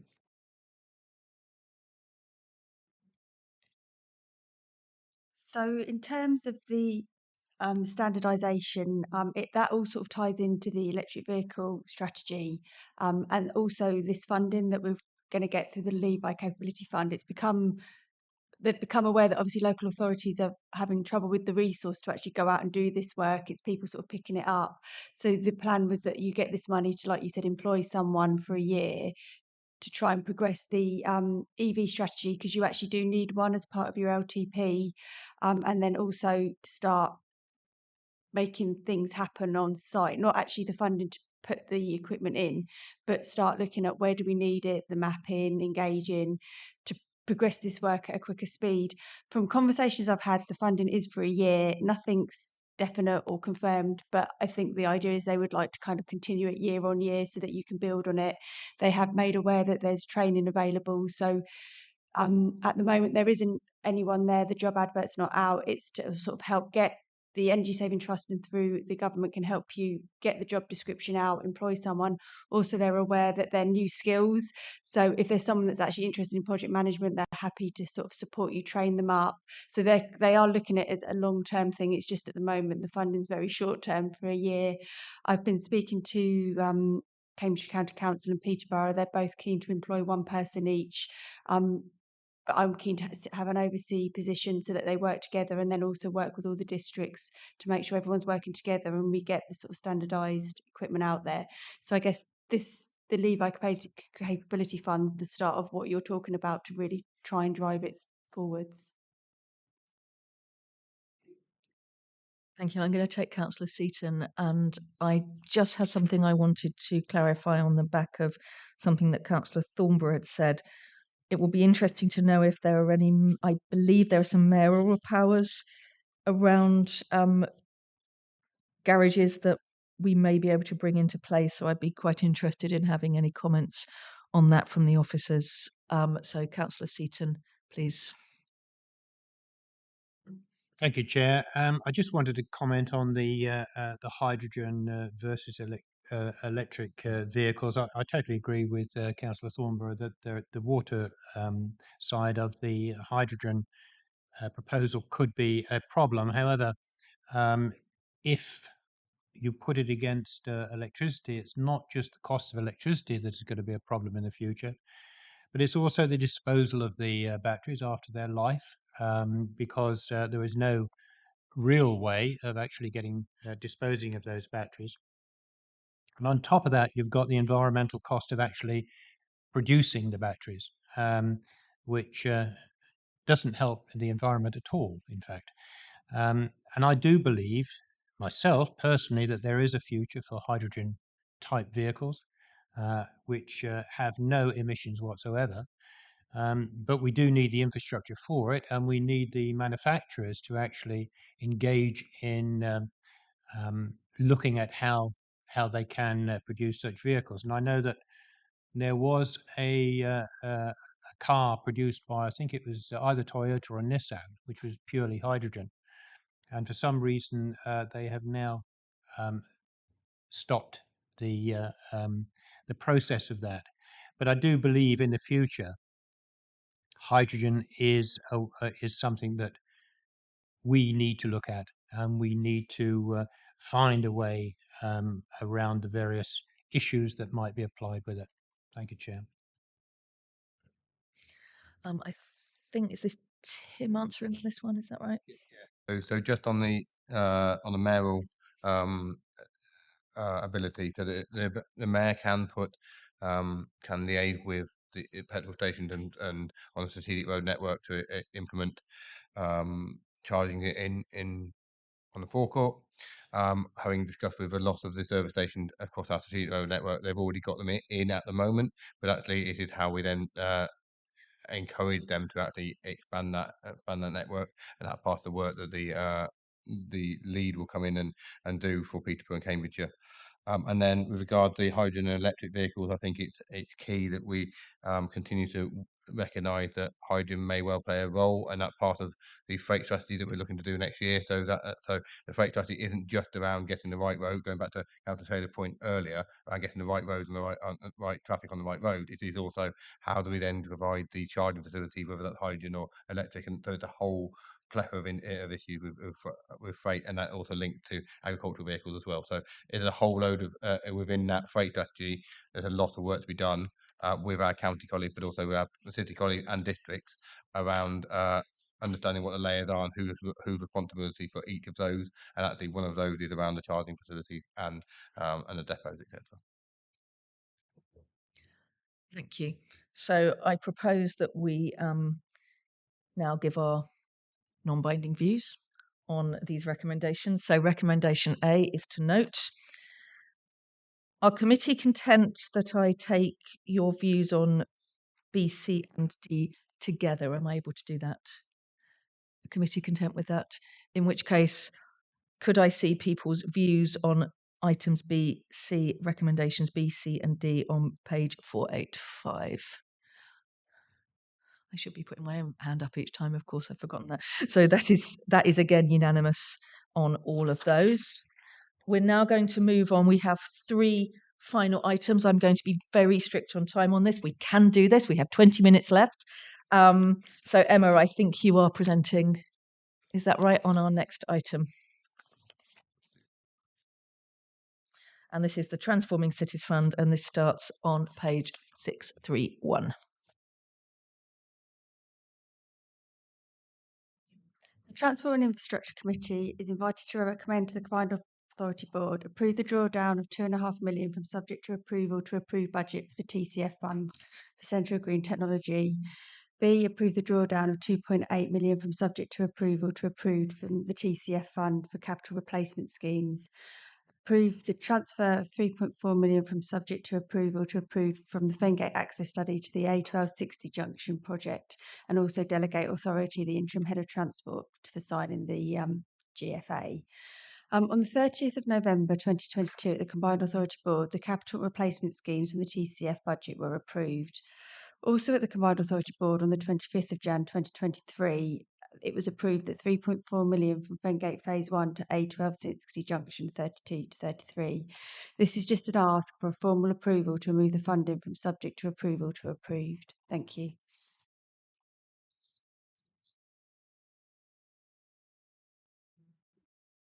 So my understanding, this is a reasonably technical piece that we're being asked to comment on here. So I'd like to keep comments very brief. Are there any comments or questions on this one? Okay, no comments or questions on this one. So just looking, please, at that item, which I said you will find on page 631. Again, I would like to be taking these, your views on block here. I'm just filtering through my paperwork. So could I see your temperature check on recommendations A to D on page 631? Could I see your response again? That will be a unanimous response. So thank you, and sorry for keeping you up there. I thought it'd be helpful to do those at the same time. So we're now going to move back to the Active Travel Fund, which I think is with yourself, Tim, and then we'll come on to your item next. Yep, so the Active Travel Transport, so mindful of time, I'll try and keep this as brief as possible.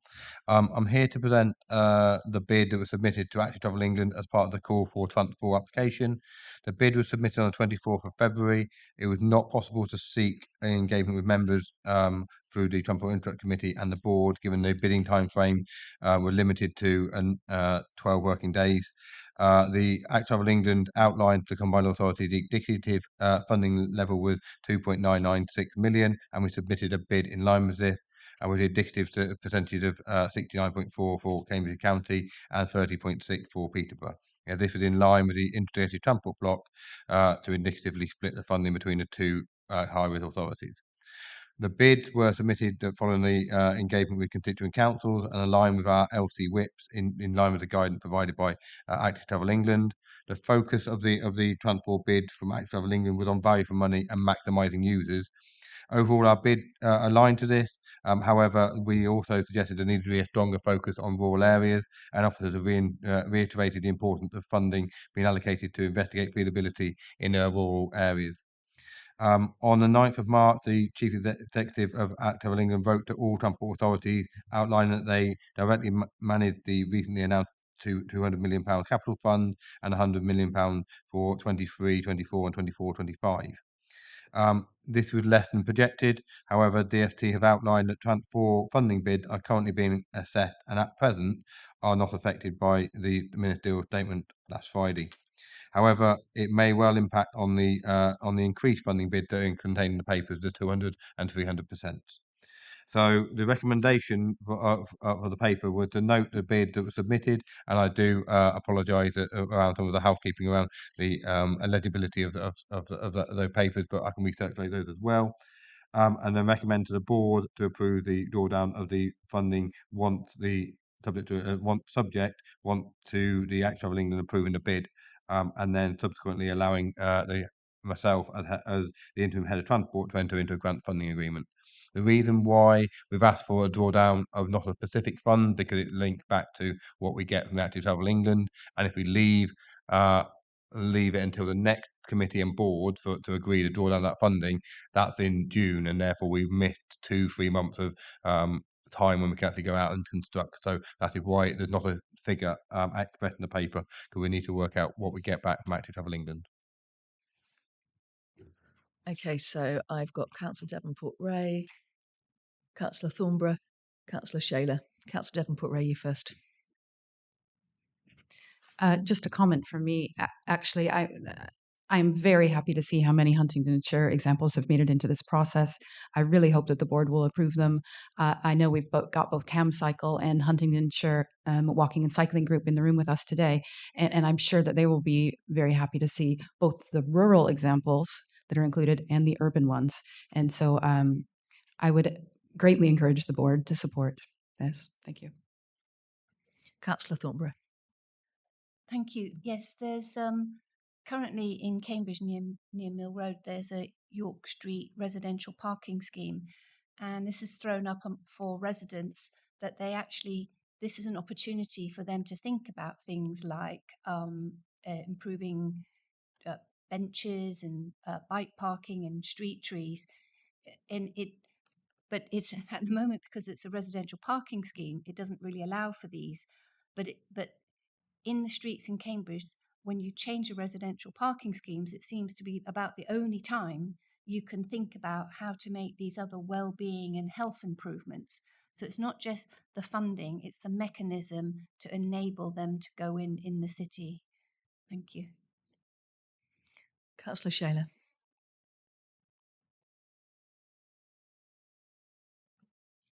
Thank you, Chair. What's not to like? I mean, we need this funding, and any indication that we can get that will help in securing the funding, please let us know. A lot of schemes in the pipeline, and so let's keep it open. As with all of these ones, it's the short lead time that we have to help put the bids together. But this is the current environment with the current government, and I think it's appalling the way that local authorities compete with each other and have no time to put together, and then the cost of putting the bid together is wasted on most of them. But other than that, this is good news. Thank you.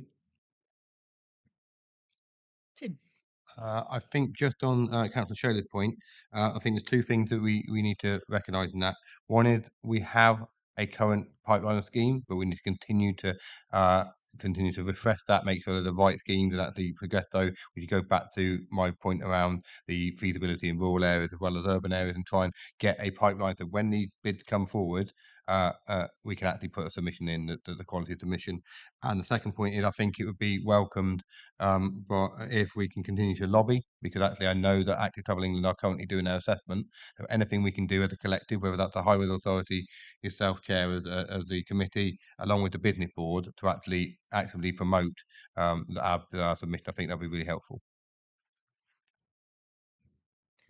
Thank you. Any further comments or questions on this? So I'm just looking here, and again, I'm going to keep proposing, unless anyone tells me otherwise, that we take these on block. So again, there is a recommendation to note, and then there are two further recommendations here. Can I see your non-binding views on those? And again, that is unanimous. So we have two final items. I'm going to propose we switch those around because we do have a representative from East Cambs in the room, and I imagine you may want to make some comments on the roundabout non-motorised user crossing. So if we can start with that one, please, and then come back to the station quarter afterwards, I'd be very grateful. Thank you. Thank you, Chair. So this is the paper covering BP roundabout non-motorised user crossing. So the recommendations are the Combined Authority Board are recommended to draw down £100,000 subject to approval from the subject to approval budget for options to look into a study to carry out and investigate the opportunity for a crossing at the location named above. And item B, delegate the authority to the interim head of transport in consultation with the CFO for entering into an agreement with the local authority, which is Cambridgeshire County Council, through a grant funding agreement. Cambridgeshire County Council have carried out a number of investigations and studies within the vicinity of BP Roundabout, also collectively known as Lancaster Way. It's also a point to note that CCC, Cambridgeshire County Council, have already carried out some previous work on this roundabout and an adjacent roundabout some time ago. And this funding is therefore £100,000 to look at options to consider a non-motorised user crossing at the location identified within both of the photographs located. There has been some concern previously noted about the location. It is the A10 A142 Witchford Road junction, which is clearly shown on figure 2, and the photograph on figure 1 shows the proximity of the BP roundabout to fix that location. The study is due to be commencing as soon as we can get the funding available, and that is subject to the board approval, subject to this group. So. Thank you very much indeed. Are there any comments or questions? Was that a... Yeah, so Councillor Bovingdon and Councillor Shaler. Over to you. Thank you, Chair. Yes, and this is actually a long-standing commitment of the CPCA, I think, since the foundation of the CPCA. So I'm welcome this to be accepted. I understand actually that there's a number of questions have come from ECDC to Tim. So it might be worth Tim just perhaps updating the committee on those. Thank you. Councillor Shaler. Thank you, Chair. This has had a lot of background. We know locals very much support these kind of NMU changes on this particular roundabout. It seems to be a fairly deadly stretch. I note that the Cambridgeshire County Council, we're seeking the approval of the CPCA board to commence the options study. And so I think that's going to be discussed in the back end of March meeting. Just if we could have a comment on that, thanks. Thank you. Any other comments or questions? Okay, Tim, over to you. Yeah, so just to summarise the the questions that were posed by ECAMS. So just to reiterate, this is a new project. It's completely separate from the one delivered by the Combined Authority and County, which was a historically planned one to access the business estate, which was supported by local grant. This is therefore an evolution with our shared mission to improve provision of non-motorised users. And the location of this, as Rob outlined, is actually at the BP roundabout. And then relating to the cost, this stage of the work aligns to the government requirement for development and the assessment of transport infrastructure, and therefore, as Rob outlined, with an option appraisal report, we can't just assume that we know the answer. So the question was around can the cost be justified? And my answer is yes, it can, because we need to go through the options appraisal. Ultimately, I think we may well know what we think the answer is, but actually we need to go through the process. Otherwise, the business case will not stack up. Okay, any other comments or questions? So can I seek your views, please, on the two recommendations on page 643? Can I see those that would be supportive? Okay, that is again unanimous. So we now go to the final item on the agenda, which is the Peterborough Station quarter item. Thank you, Chair. So Peterborough Station Quarter is the development of an outline business case and the implementation. The recommendations for this committee are that item A, subject to the approval of the Department of Transport Business to review the business case as outlined within a letter attached, to accept the funding letter upon notification of the funding of DLUC, which is the Department for Levelling Up and Housing Communities. The authority has provisionally been awarded £47,850,000 for Peterborough Railway Station Quarter, which is intended to be started 2023 and completed by 2026, which are the timelines identified. The money to be spent by DFT. Item B, subject to the acceptance of the grant letter, to approve the release of the funding of £47.85 million to be released at stages of up to £5 million at a time to Peterborough City Council to enable the development of the business case and the future construction of the station improvements and the local areas highlighted within section 2.3 of the report. And item C, to provide regular updates to the Combined Authority Board each time up to £5 million has been spent from the available funding. And finally, item D, delegate the authority to the interim director of Place and Connectivity to enter into a grant funding agreement with Peterborough City Council in consultation with the CFO, the Chief Financial Officer, and the Monitoring Officer. So following on from a lot of work that's been carried out jointly by the CPCA and Peterborough City Council and consultants, there was some current work, which is previous work, which is a group that's been set up as a consortium between Peterborough City Council, the Network Rail, and the London North Eastern Railways, LNER, who are the operator of the railway station, and Peterborough City Council have produced a strategic outline business case, which was previously funded by the CPCA through our business development team, or through our business and skills team, rather.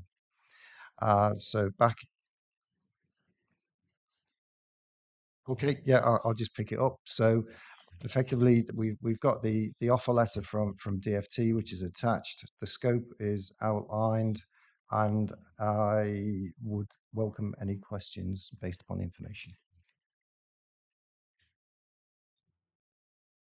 Thank you, and sorry to have to cut you short, Councillor Davenport-Ray. Keep it really brief if you can. And Councillor Thornberry too. Yes, I definitely support this scheme, but just from the officers, there are two things I'd like really to be kept an eye on this scheme going forward. The first is lessons learned from Huntingdon Station, and some of our ambitions there about it being a travel hub rather than just a rail station, and maybe mistakes that we can learn from. The other is just how much embedded carbon is being created through this. I know there are some ambitions around parking and limiting the space, so going up in terms of parking. That worries me a little. But finally, really just a thank you to CPCA officers. I think it's important that we recognize that a large project like this takes the combined authority and the combined authority officers in order to unlock that funding from central government. So it's important that we express our gratitude to the combined authority here. Thank you. And I would absolutely like to second that expression of gratitude for all the hard work that's been put into unlocking the funding. So, Councillor Thornborough. I just want to say that it's really disappointing that we can't formally vote on this here for the residents. And I suggest that maybe the officers could write to the representatives to explain how important this is. This is part of democracy and scrutiny, and this affects the residents of Peterborough, and it really should be formally approved at this committee. Thank you. Thank you. Yes, and I think we really do need to note as a committee the difficulty that has been caused today in not having the appropriate members in the room. Are there any, do you want to come back on anything very briefly there, or Tim? I think Tim is. So just I think there's only really one point from an officer's perspective is around the embedded carbon. So ultimately, that will be part of the business case as we go forward. So the assessment of that will be part of that as we go forward. So as and when we get information on that, we can then inform this meeting and board. Okay, so can I see the views of the room on the recommendations on page 637 and 638 of your agenda pack? Again, that would be unanimous. With that, thank you very much to the committee. It was a slightly bumpy start trying to deal with the situations in place. I'm very grateful to the way that you have all conducted yourselves and to all the many people who have come to ask questions, some of whom stayed almost until the end. Councillor Shaler would like the last word. Over to you, Councillor Shaler. Sorry, Chair, I do have a little comment on the Transforming Cities Fund. I laid off before because for the sake of brevity, but it's just a little update from County Council.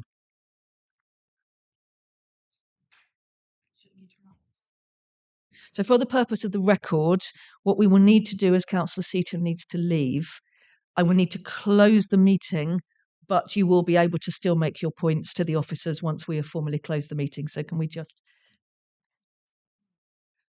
Yeah, we'll do that in a sec. So with that, I'm going to ask that we formally close the meeting. Councillor Seaton, thank you very much for waiting until the very last moment. I know you have another commitment to go to.